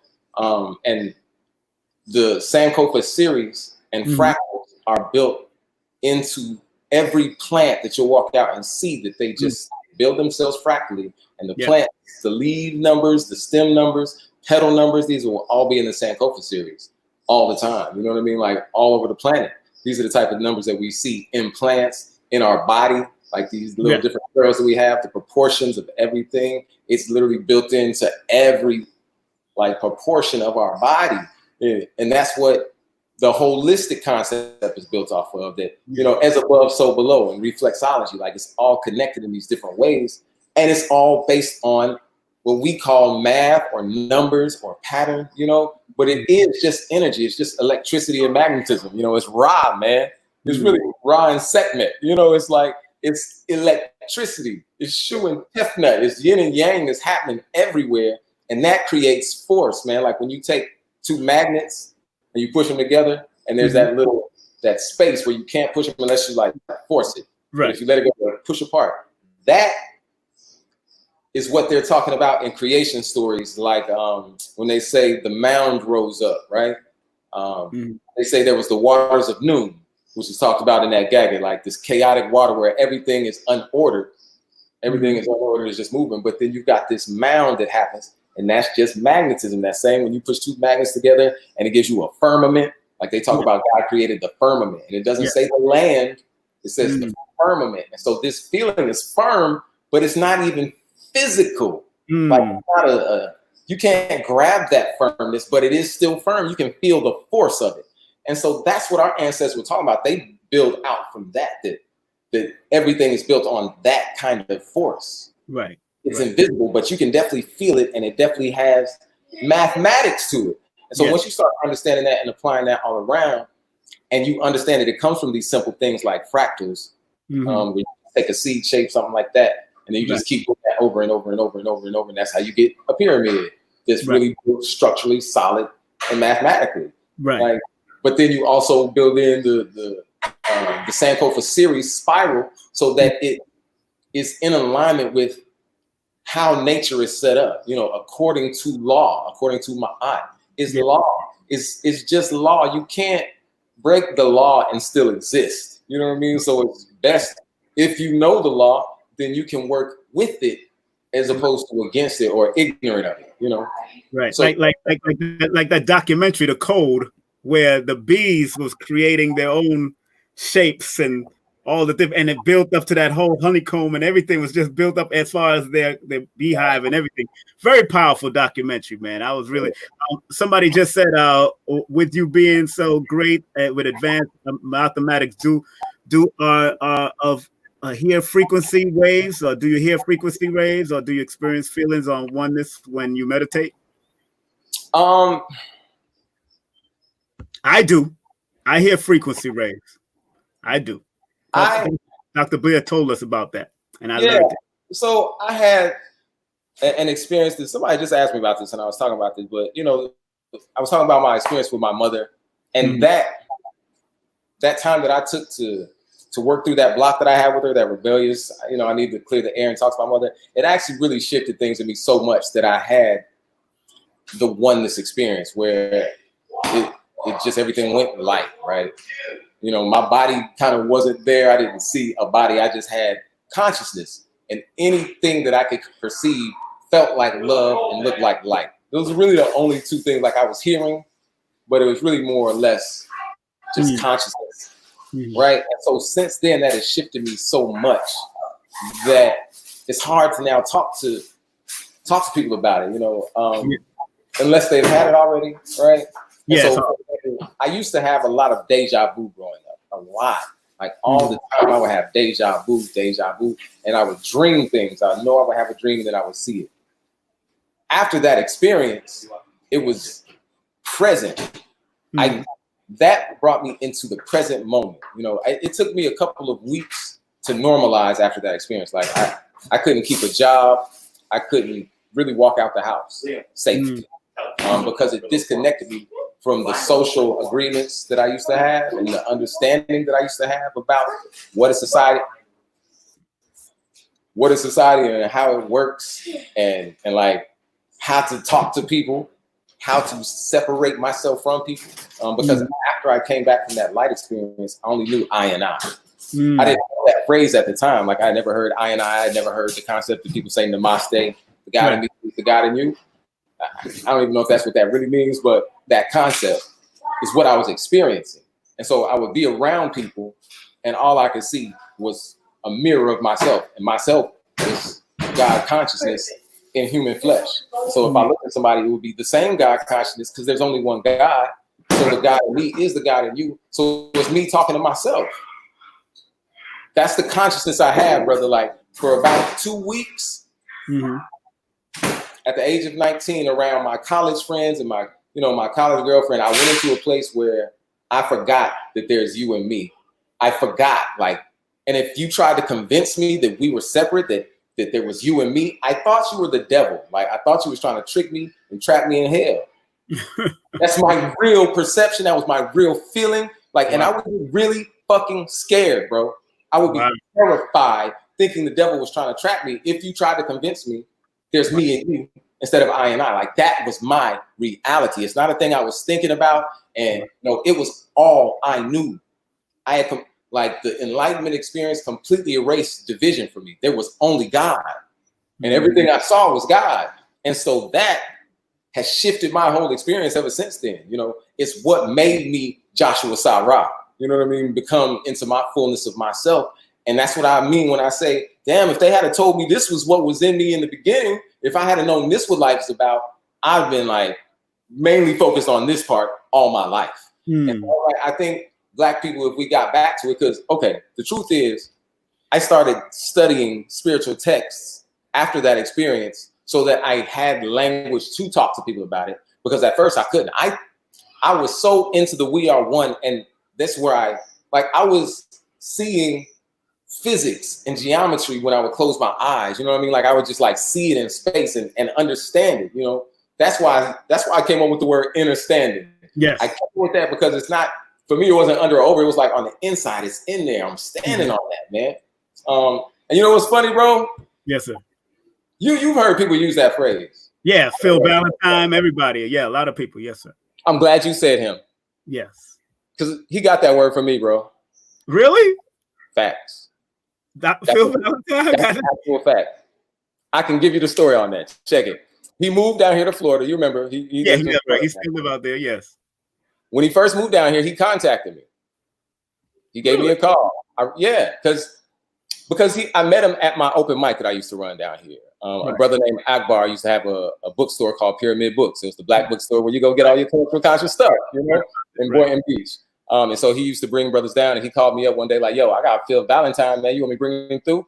And I really wasn't familiar with him at the time, but I trusted Akbar. So I was like, bro, you always welcome to bring somebody. Bring him through. So I met him that night. He got on, and talked to the people for a while. He gave me a pendulum reading on my first baby, Kahare, on whether it was a boy or a girl, just all different kinds of things. And then I went down the next day to his lecture down in Miami. So I had already met him. And, I guess by the time he moved down here, he had remembered me. He had probably talked to people down here and said, Josh is one of the people you want to connect with based on what you're trying to do. So, we were on the phone talking, and I said understanding, and he was like, wait, what was that? What would you say? I said understanding. He was like, oh, man, I like that. Like, I like that, And I remember on the same conversation, he was calling me up because he was doing a spiritual advance. This is when he first started saying, we don't do retreats, we do advance. Right. And I was like, I like that. So we was really having our little moment like, yo, you're a sharp guy. I like how you think, I like how you talk. So, yeah. And the next thing I know, I started hearing people who I never met saying understanding coming from his side of things like, yo, like I put a word out in the universe and it caught like, yo. Yeah. And both of y'all, what's so funny, both of y'all are Libras, so it's interesting. Go figure. That's how we are, bro. Yeah, that's how we are. So yeah, man. But yeah, just things like that, man. That really has, contributed a lot to who I am and how I understand where we at in this thing, man. Well, brother, I want to thank you. I'm not gonna keep you long because I know you're still homeschooling and do your thing, and I see the children on the background doing their thing. Right, they're moving around. I know they couldn't keep still for too long. But they've been staying that way. I can't get a quiet space, so yeah, they've been holding me down. Yeah, but once again, family, this is always a pleasure having this brother. He calls himself a teaching artist, an educator, a communication artist. He calls himself various things, which is just the dynamics and the depth of who he is and what he does, from holistic perspective to the mathematical perspective, from the poetry perspective, the spoken word perspective, from all different perspectives. This brother's a real master teacher in his own right. Even if you don't accept that, he is the master teacher in his own right, being born under that master number. Please contact Jashua Sa-Ra for consultation, educational consultation and all that, because he does help and he does tutor. You do tutor, right? You still tutor, right? Yep. I was just about to start putting that back out there so people know that. And publicly, I still tutor people. Good. And email him at joshuasara@gmail.com. That's right. I changed it for you, right? Joshua Sa-Ra. That's dope. I got it at Gmail. And also, his website is www.joshuasara.com. At Earthiopian, at IG, Twitter, Facebook, Earthiopian, Cash App. Show him some love. Show him some love. And that's $ Earthiopia, not Earthiopian, Earthiopia, $. You can do either one. They'll both end up at me. I got. Oh yeah, both of them. Okay, and also PayPal.me/Earthiopian, just in case you don't have Cash App and you've decided not to use it. My brother, I am honored to have you. Thank you very much. Support his book, support his product, support his education, and let's put off that course. Let me put that course on, and you can explain it briefly before you get off. The course that you have coming up, and here it goes. Let me take that down. Let me take that other part down first. The banner. Explain the course and what's going on before we get off. Explain that course. Yeah, so I've been doing, like you were saying, I'm a teaching artist. I've been doing classes and things like that for about 20 years now, both developing curriculum and teaching in the classroom. And I've been doing virtual classes with BAM, there in Brooklyn, for the past couple of years, teaching African drum and dance classes and poetry classes, spoken word. So this is just kind of the next progression, because we're in this place where a lot of people aren't able to go out as much, or we're trying to keep it kind of in home with the education right now to keep our children safe. So I wanted to make sure that we had some opportunities to have culturally relevant, programming for our children, man. So they don't just have to plug into whatever's available because it's, because somebody else is thinking about children. We wasn't thinking about our own. So I've got 2 workshops for teenagers that is creative writing and the spoken word poetry. So if they just want to, get better at their writing technique, no matter what their writing genre is, you want to check for the creative writing. The spoken word is if you want to get on stage, if you want to speak it to people, if you want to maybe record it, that's what you want to take and really develop some skills. If you want to get into slam poetry, you want to do that. If you've got like children, teenagers who are interested in rapping, even, poets, singers, they would all benefit from that kind of class, because they learn vocal dynamics and stage presence and how to really connect with a crowd, different texts and techniques for memorization, all these different things. And they can email me for the full course descriptions if they really want to understand what all they'll be getting out of a class. And then for all ages, we've got the MAAThematics and the healing touch. And the MAAThematics is basically doing some of the sacred geometry. There are 2 classes in sacred geometry on that.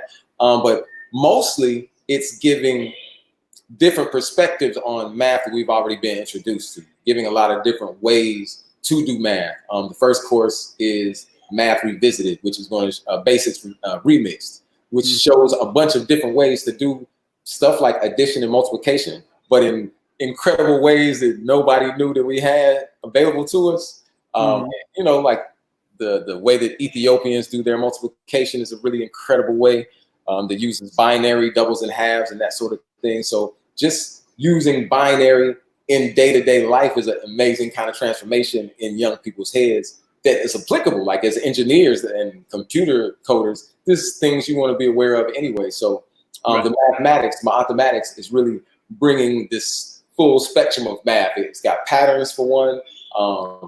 Binary, I think, is a whole course by itself. Sacred geometry 1 and 2.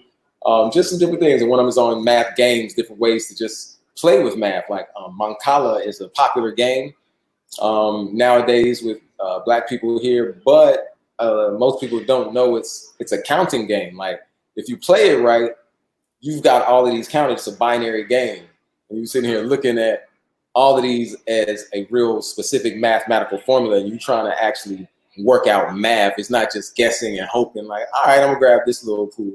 So just things like that, and giving a mathematical background and stuff that you might already have in your home that now you can use to teach the children as well as yourself how to engage math, how to be sharp with math, how to do quick math in your head, like different techniques you can use on your fingers to multiply. Like I never knew you could multiply on your fingers, like and get the exact answers. Is crazy, man. So things like that where it'll just excite young people, and it usually excites elder.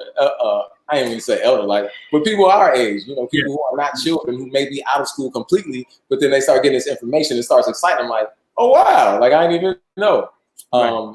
And then we've got the healing touch one, which is giving techniques to work on yourself as well as work on your loved ones. So especially right now, if y'all spending a lot more time at home, having bonding activities, having rituals that you can do with each other are very important right now. So having healing touch as a thing that you can practice on each other, that you can learn with each other and become really good at having the ability to just make people in your circle feel better. We should be touching each other a lot more and in healthy ways. Right. Such that our children know the difference between a healthy touch and an unhealthy touch. And it ain't, you know, they ain't confused because we so afraid of intimacy in the healthy way and being vulnerable that we can't always operate with our children, right? So then some vulture comes around, some parasite, and takes advantage of the dysfunction, and then they get caught up. But if we start learning how to love our children, like especially if you got babies and young children, you can just put your hands on them and they go like, oh, that's gross. You learn the massage techniques to rub their feet while y'all just sitting there, you know, rub their hands, rub their scalp, rub their neck, their shoulders, their back. Give a full baby, like if you got a baby and massaging them every week or every day, like giving them a thorough massage, these types of things are so healthy and so necessary for their full development of like their cognitive abilities, their emotional abilities. So, you know, just we need the touch as a nutrient, like the skin is our largest organ on our body. So it needs the nutrient of touch, you know what I mean? So this is a class to really give you some solid understanding on how to do it in the proper way. I've been a massage therapist for I got my license in 2002. Right. At the beginning of 2002, I got my license. So 18 years now, I've been a licensed massage therapist. And again, you know, studied with Dr. Africa for a few years. So all of that goes into my understanding of how to apply touch in a way. Like I've got, you know, like the sensitivity. I can teach people to have the actual sensitivity to find knots and work them out. You know, have a technique to actually get it to go away. You know what I mean? So, you know, a lot of times people are like, oh, my neck hurts. And baby, I got you. Come here. Yeah, well, and that's I want to touch on that before we get off, because massage therapy is being given a bad rap in certain cases because of what they're putting on social media as massage therapy when it's becoming more sexualized. I seen Dana with the data speak about it on her podcast because she's a massage therapist and a friend is, and where they show was so coming from your perspective, what are the do's and don'ts? Because I know you can lose your license if you're doing the don'ts. So please, I got my certification in massage, so I know exactly. I remember, let me tell you one story I had. I had a team of massage therapists, and we used to do ski trips. And what's so interesting, as I was massaging, I massaged this beautiful sister. And after we finished the massage, she wanted to take me out to dinner. You know why? Because I didn't mistreat her on the table. And guess what, Joshua? She was a police officer. She said if I would have done anything crazy, she had me. Right. She was stressed. She came on the trip to get her stress off, and I handled it so well and so professional. She took me to dinner, and it was respectful dinner. Took me to dinner after I left SOBs. I was at SOBs. She took me to dinner and actually and said, you know, brother, let me be honest with you. I'm a police officer, and you handled me so well on that massage table on a trip outside of New York that I had to take you to dinner for this. I haven't seen the sister since. I still haven't seen it in so many years. So what's the do's and don'ts, brother? What's the do's and don'ts, please? I think you just kind of made it plain right there, because I've never crossed that line. Like in 18 years of doing massage, I've never crossed that line. Like it's always professional and a health-oriented thing, coming from a place of love and like professionalism, because it's a vulnerable position, and I don't take advantage of people's vulnerability, you know, or rather I don't abuse their vulnerability. I take great advantage of it to make sure I can do the healing while I'm there. That is an advantage, that they'll be vulnerable. So I respect that, and I feel honored in that. You know what I mean? It's a safe space. And so the do's are to keep it a safe space. You know what I mean? The don'ts are don't take away the safety of anybody. You know what I mean? Like seriously, man. I've seen those videos where it be extra greasy and sexy, and be really up on the booty clubs. You know what I mean? And I'm like, nah, that's not really a good look, because I spend a lot of time as a male massage therapist breaking that stigmatism from women that I might take advantage of, and that I might abuse the circumstance. Because most of my clients have always been women, of course.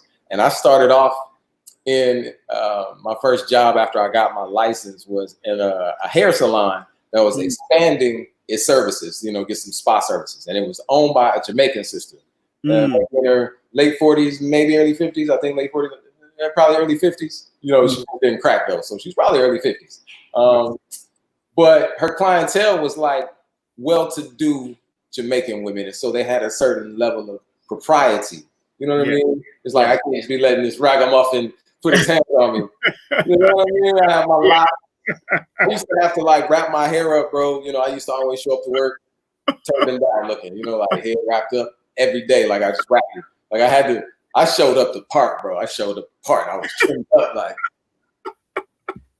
you know what I mean? Because they was like, so I had to massage their hands for like weeks before I could get one of them to even sit in my chair. And then I started getting them in the chair, then I could finally get them on my table. You know, I had to really build up this real trust with them. So for me, you know, I don't take that for granted. So I've never thought to even violate or, you know, and women have definitely thrown it at me. And even sometimes a couple men, like, let's keep it 100. Try this circumstance and try to be funny and see what happens. But yeah, it's definitely been like, hey, here's an opportunity. And I'm always like, your water is over there. I'm going to go go wash my hands. You know what I mean? Because I don't want it to be no confusion. You know, I always read energy and souls, and I know more often than not, people don't mean no harm by anything, and it can be anything misconstrued. So I always keep it peaceful. I always keep it respectful. When it comes to where you want to touch people on the body, really, you can feel people's body. They'll tell you if like, yo, you get into uncomfortable spots, their body will start to tighten up because they'll start to lose that feeling of safety and vulnerability, and they'll start to tighten up. So then are you even helping them with massage if you're making them tighten up? No. Exactly. So, so if you're really in a truly healing space, you take yourself out of the equation and try to make it the best circumstance for them as possible. Keep them covered as much as they feel comfortable. You know what I mean? Like, you don't want no problems. You want them to be safe. Exactly. Period. That's really what it is, man. And so, yeah. And they want, you know, it should feel good too, honestly. Of course. It definitely should feel good. But that's an important thing because it doesn't always. Sometimes people just hurt you and just throw a lot of like, oh, you got tight muscles, I'm gonna just deep pressure it. And sometimes it's yin, not yang. It ain't always about deep pressure. Sometimes it's about you need a soft touch to relax. And be like, oh, thank you. Ain't nobody touched me like that in years. Like, exactly. Everybody's always jostling me and hurting me and moving me. I just wanted somebody to touch me. Thank you. Trying to beat the body up, and that's not good. You can't beat the body up. I know that for a fact. So things like that, you know. So that's what I'll be teaching is how to assess when you need to do a soft touch versus a deep touch. You know, it's subtleties like that that make people say I'm a massage therapist that they really can check for and suggest to other people. You know, I appreciate that. You know, in fact, bro, let me read you this because you bringing up that circumstance about that sister. I just got a text this morning, and I usually wouldn't share this, but I wanted to share a little piece of this because this is a sister that I got a text from, and I really don't know her all that well. I think maybe we spent time together like once, maybe twice. I took her out to a festival down here in Florida. I met her online, and she was, you know, saw the Earthiopian glow and was an Earthiopian soul person herself, and just was like, it's not a lot of culture here in West Palm. So when they find somebody like, yo, can we connect? You know what I mean? Like, you know, the secret handshake. So, you know, we went to this festival, and I don't think I've seen her since then. And then she kind of dropped off. I hadn't heard from her in a long time. She kind of just showed up recently. And I got a text that said, I wanted to reach out and say thank you for just being who you are. I woke up this morning and was speaking with my spirit guides about a dream nightmare I had surrounding the beliefs I have about men, what men are attracted to in me, and what men I am attracted to. I felt at some point that I needed to change or correct who I am in order to be accepted or respected by men. However, you came up as an example of a man who doesn't buy into respectability politics or patriarchal ideas about who women should be. Thank you for being a different type than the ones that live in my subconscious memory, taunting me for merely being a free woman. I appreciate you. I was like, yo. Well, you know, let's give her a round of applause for that. Let's give her a round of applause. Thank you. That blessed my morning to see something like that, man. Thank you. That let me know the ancestors have done a good job on me. You know what I mean? To be able to be at a place where that kind of reflection is coming through for people, you know? Yes. You know, I'm thankful. Yeah, and it's from knowing brothers like you, you know, and other different people that I've met along my life that help me understand what it's supposed to be like. Because we talked about I didn't have my father growing up, so I had to piece it together and figure it out. And I just really had my heart vibration to help me understand what it was. And thankfully, I woke up with God truth. Didn't define my manhood by the society norms and their expectations. I defined it by God truth. And so that allows me to really show up for people in the strongest way that I can, you know? And so I appreciate seeing something like that because we don't always know that we're doing our work that way. You know, we get in our feelings like, oh, I should be doing better. I shouldn't have ate that. I shouldn't have went there. I should have got more sleep. Should have drank more water. We always should have. But we actually out here blessing the world just by being here and doing our best, man. So I just wanted to thank you and thank all the rest of us out here just doing our best. Whether we ever get on a platform or write a book or start a show, if you just being your best at your job and in your family, you're a superhero. You know, you on the team. That's what I mean when I say earthiopia. Those of us that know we God in the flesh, and we just trying to help us be that. You know what I mean? Like across the planet and stop everything that's stopping that. If it ain't helping us be that, we stopping that. You know what I mean? We want everything to help bring the fruit, the consciousness of God out in us, man. Exactly. That's what we're looking for now. You know, well, brother, thank you very much. Of course, we all are on this healing journey, man. I'm continually healing, you're continually healing, and that's what it's all about, brother. Yeah, so, brother. Absolutely. Again, I'm going to applaud you and thank you very much for joining this journey of what King Simon presents, man. Thank you once again. Let's give him a round of applause, people. Let's give him a round of applause. Everybody, put up a master number 11. Put 11 in the chat. Number 11, because he is a master number. That's 11 in binary right there. 11 in binary. My brother, you be safe out there and give the children some hugs. And I'll be out there because I'm looking for a place out there anyway. So I'm going to let you know. Good. I'm trying to get everybody to move down to Florida, bro, so we can grow coconuts and mangoes and bananas and pineapples and build our community down here in the tropics. Because we're supposed to be in the tropics, bro. So. Exactly. Let's do it. All right, you be safe out there, my brother. Take care. You too, man. Thank you, brother. Peace. That was our brother Jashua Sa-Ra. We want show enough respect. Again, make sure you contact Jashua Sa-Ra for consultation and information, and educational information, poetic information. I'm going to put up the flyer again before we get off. His email is joshuasara@gmail.com. His website is www.joshuasara.com. Of course, at Earthiopian at IG, Twitter, Facebook, /Earthiopia. Go to his Cash App. He's either Earthiopia or Earthiopian, or make sure you PayPal him, paypal.me /Earthiopia. Enough respect to Jashua Sa-Ra. Let me put up that fly again of his beautiful fly of the big works that he got coming up. So make sure you look at that. Make sure you check that out. Let me remove. Make sure we get that up. We got to move that part first. So I make sure we can see all of it clearly. Let's remove that part. Boom. Okay. As that is fading away slowly but surely. Hi. Yeah, I'm on StreamYard, man. We doing it big over here on StreamYard. You know what I'm saying? Again, he got that summer virtual workshop for all ages. He got the mathematics Monday, 11 a.m. to 2 p.m. starting June 15th through August 14th. Then he have the healing touch. Well, he got let's go creative writing for ages 13 to 18, Tuesdays at 11 a.m. to 2 p.m. Spoken healing touch Wednesdays, and that's from 11 a.m. to 2 p.m. And then spoken word poetry from Thursdays from 11 a.m. to 2 p.m. Make sure you go to his website, get all his books. All of his books are available on his website at www.joshuasara.com. Let's put that up again, www.joshuasara.com. Make sure you support all that he does. Cash App him, show some love, do all of that, because the brother is a phenomenal brother. He's been doing it for some years. Of course, he's a massage therapist, so the importance of touch is very important, like the brother was speaking on. And believe me, we all had to learn that. Like I had to. That's why I told the story about me and that police officer, and I did it so well. She actually took me out to dinner. I haven't seen her since, because it wasn't about sex. It wasn't about dating her. None of that. Actually, she was a very tall, beautiful 6'1" sister. So. I have no problems with tall or short, but I tell you, she was such a beautiful sister, man. And when she actually called me and offered me to come to dinner, and then revealed at the dinner that she was a police officer, I just said, wow. And it just goes to show you how you treat people along the way, how important it is to treat people well along the way, and don't disrespect people, especially when you have them in a vulnerable position like Joshua was speaking about, and it has to be in a healing position. Don't disrespect, especially on that massage table. do not do it. So, I mean, I haven't done it in a while. I only do it with my, my intimate girlfriends and all that stuff. And, and that's when I do it. And, I can get in all do what I do then. But when it comes to customer and you paying me, it's a different thing. It's a professional thing. It's towels everywhere. And I'm manipulating towels and making sure everything is right and making sure the vibe is right and the energy is right and all of that is right. So, oh boy, that's just to let me know. So I know what it is. I know Joshua understood. So no respect to him. Thank you. Once again, thank Brother Joshua. Also, let's thank some of my new sponsors.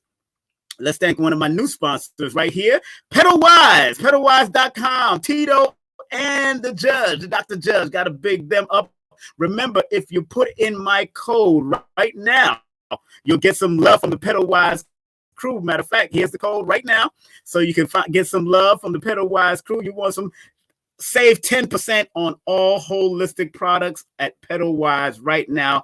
Coupon code is KING for King Simon 2020 at www.pedalwise.com to place an order, and please tag them at PedalWise on all social media platforms and or please hashtag PedalWise. Show them some love. Go to their website. She's a natural gynecologist. The person that owns this is a natural gynecologist. And I got some great formulas that I got from them as far as for the flus and the viral infections and all that, how to get all of that and keep that away from your system. They got all of that. So if you order the pack or if you order anything from them and put in my code, King Simon or King 2020, you'll get 10% off on everything that they're doing over there at PedalWise. Once again, the website is www.pedalwise.com. Also, just want to remind all you beautiful people coming up next on the King Simon Show.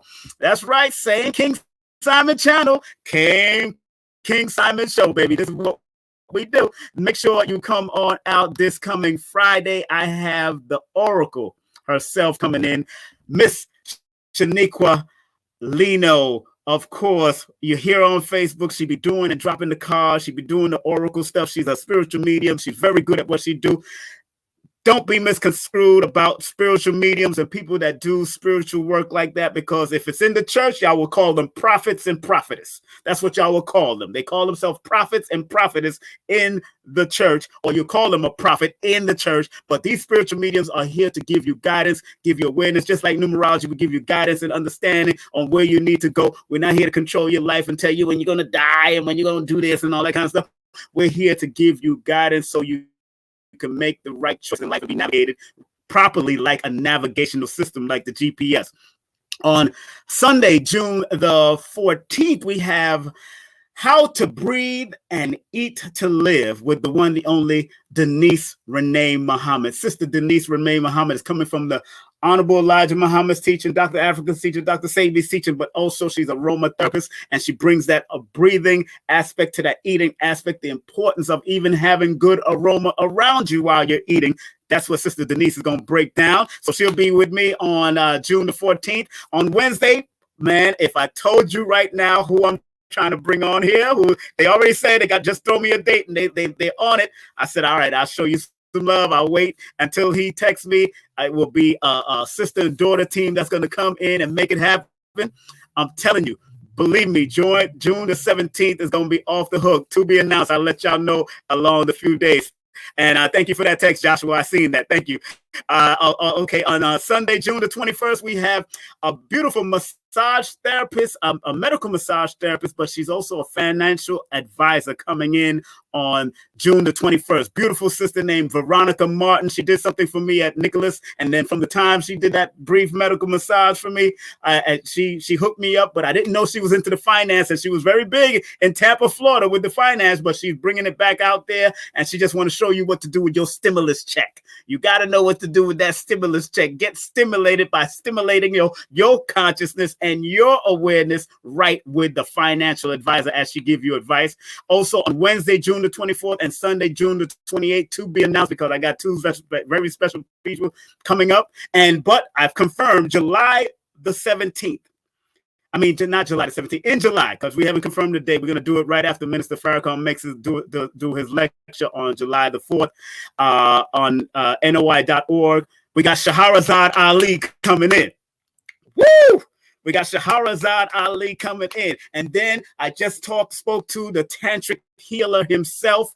Master Yao will be coming in also. We're going to be bringing in Master Yao, and I'm going to bring in also the Kemetic teacher, Yasir Rahotep, in the month of July. So it's going to be big, y'all. It's going to be big in the month of July. So look out for that. Look out for that. Shahrazad Ali, Master Yao Morris, and the one, the only Yasir Rahotep. We're going to be bringing him in also. So we're going to drop the ballistics and the knowledge and the wisdom for you. So once again, I want to thank Brother Jashua Sa-Ra for allowing us to be a part of his journey and him be a part of our journey. And thank all of y'all for tuning in and locking in and showing that love for her. So we got to spread love. Bop, bop, spread love. Bop, bop. Remember that. Come on, keep on spreading love.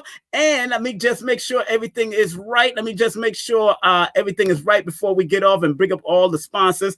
Of course, remember, boom, don't forget, if you want to pre-order my new book called Numerovation for Mental Stability, Joshua will be doing the editing for it because it's a numerology book. So I want to make sure a mathematician is doing the mathematics to help me out to keep everything in order. And right now we are doing pre-orders at Shopify store. That's right, the numerovator.shopify.com/product/pre-order. Dash the numerovation for mental stability. So make sure you go to my Shopify store, pre-order everything. If you order it, all shipping and handling is included. You don't have to, it's all included. So it's all good. So make sure you do that. And if you want to do a numerovation session with me, please text me your full name, date of birth at 347-496-1022. That's 347-496-1022. If you are outside of the United States, please text me via WhatsApp. Please text me via WhatsApp because it's free. All right. So do that.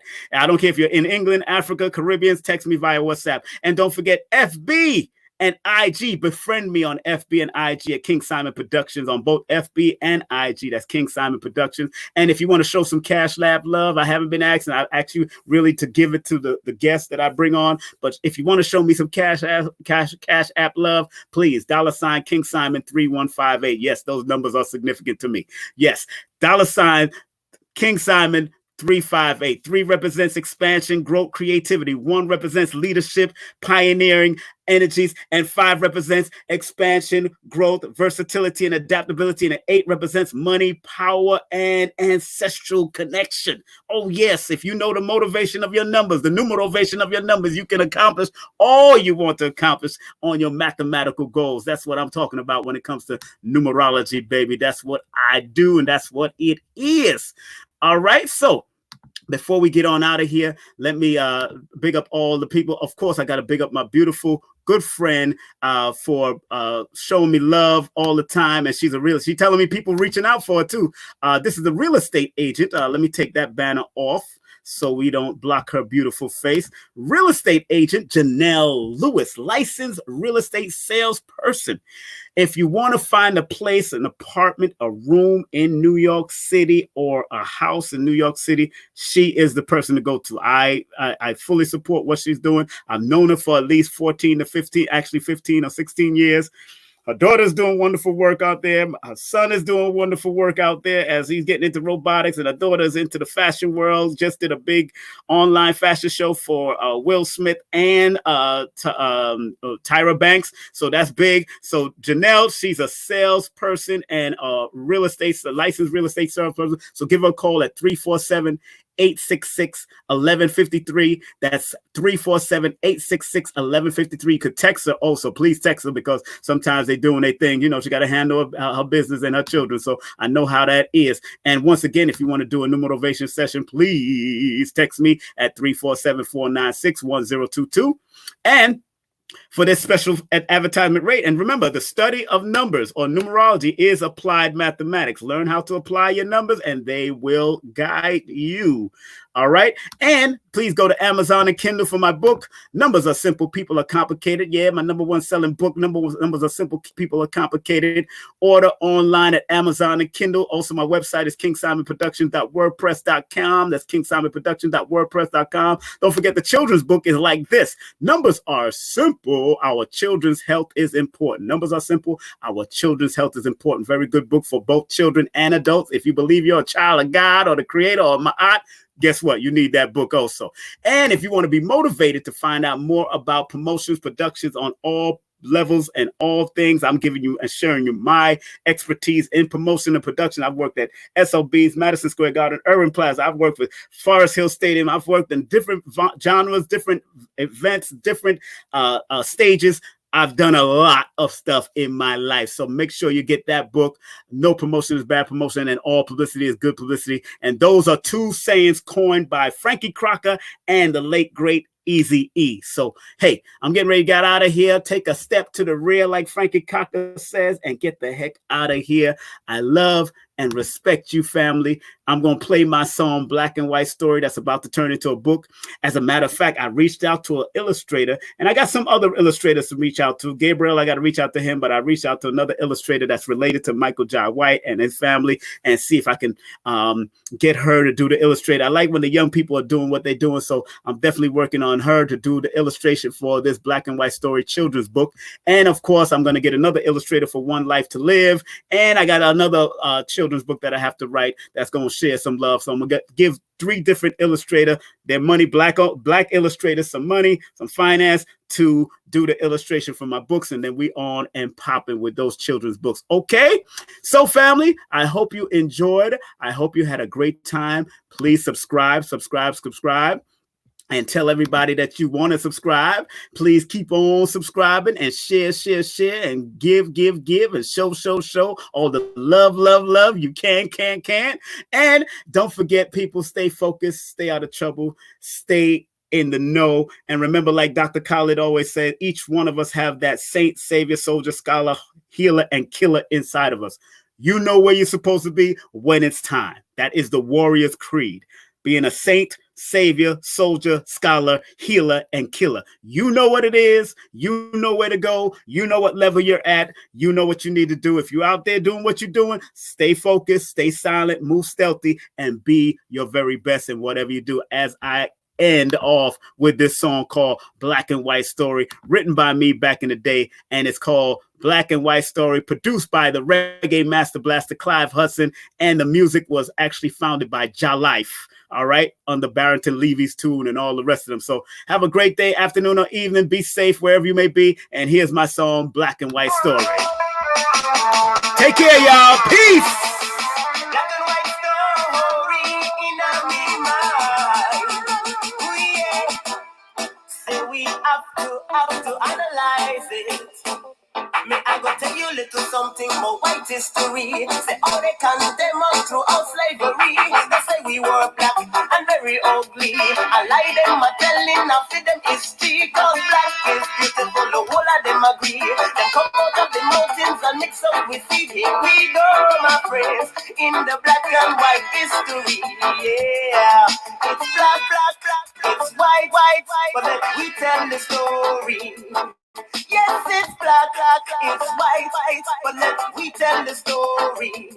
May I go tell you little truth about the black histories for the people who can hear and those who can see. We're the first to come up with anatomy, to analyze the truth about we body. We're the first to come up with biology, to analyze the lies in the society. We're the first to come up with Egyptology, to construct the pyramids that you see. We're the first to come up with psychology, to analyze the minds in their vicinity. We're the first to come up with musicology, to put the rhythm now your soul and make we rock steady. Correction, my friends, with the black and white history. Yeah, it's black, it's white, but let we tell the story. Yes, it's black, it's white, but let we tell the story. Black and white story in our mind. Yeah. Say we have to analyze it. Black and white story.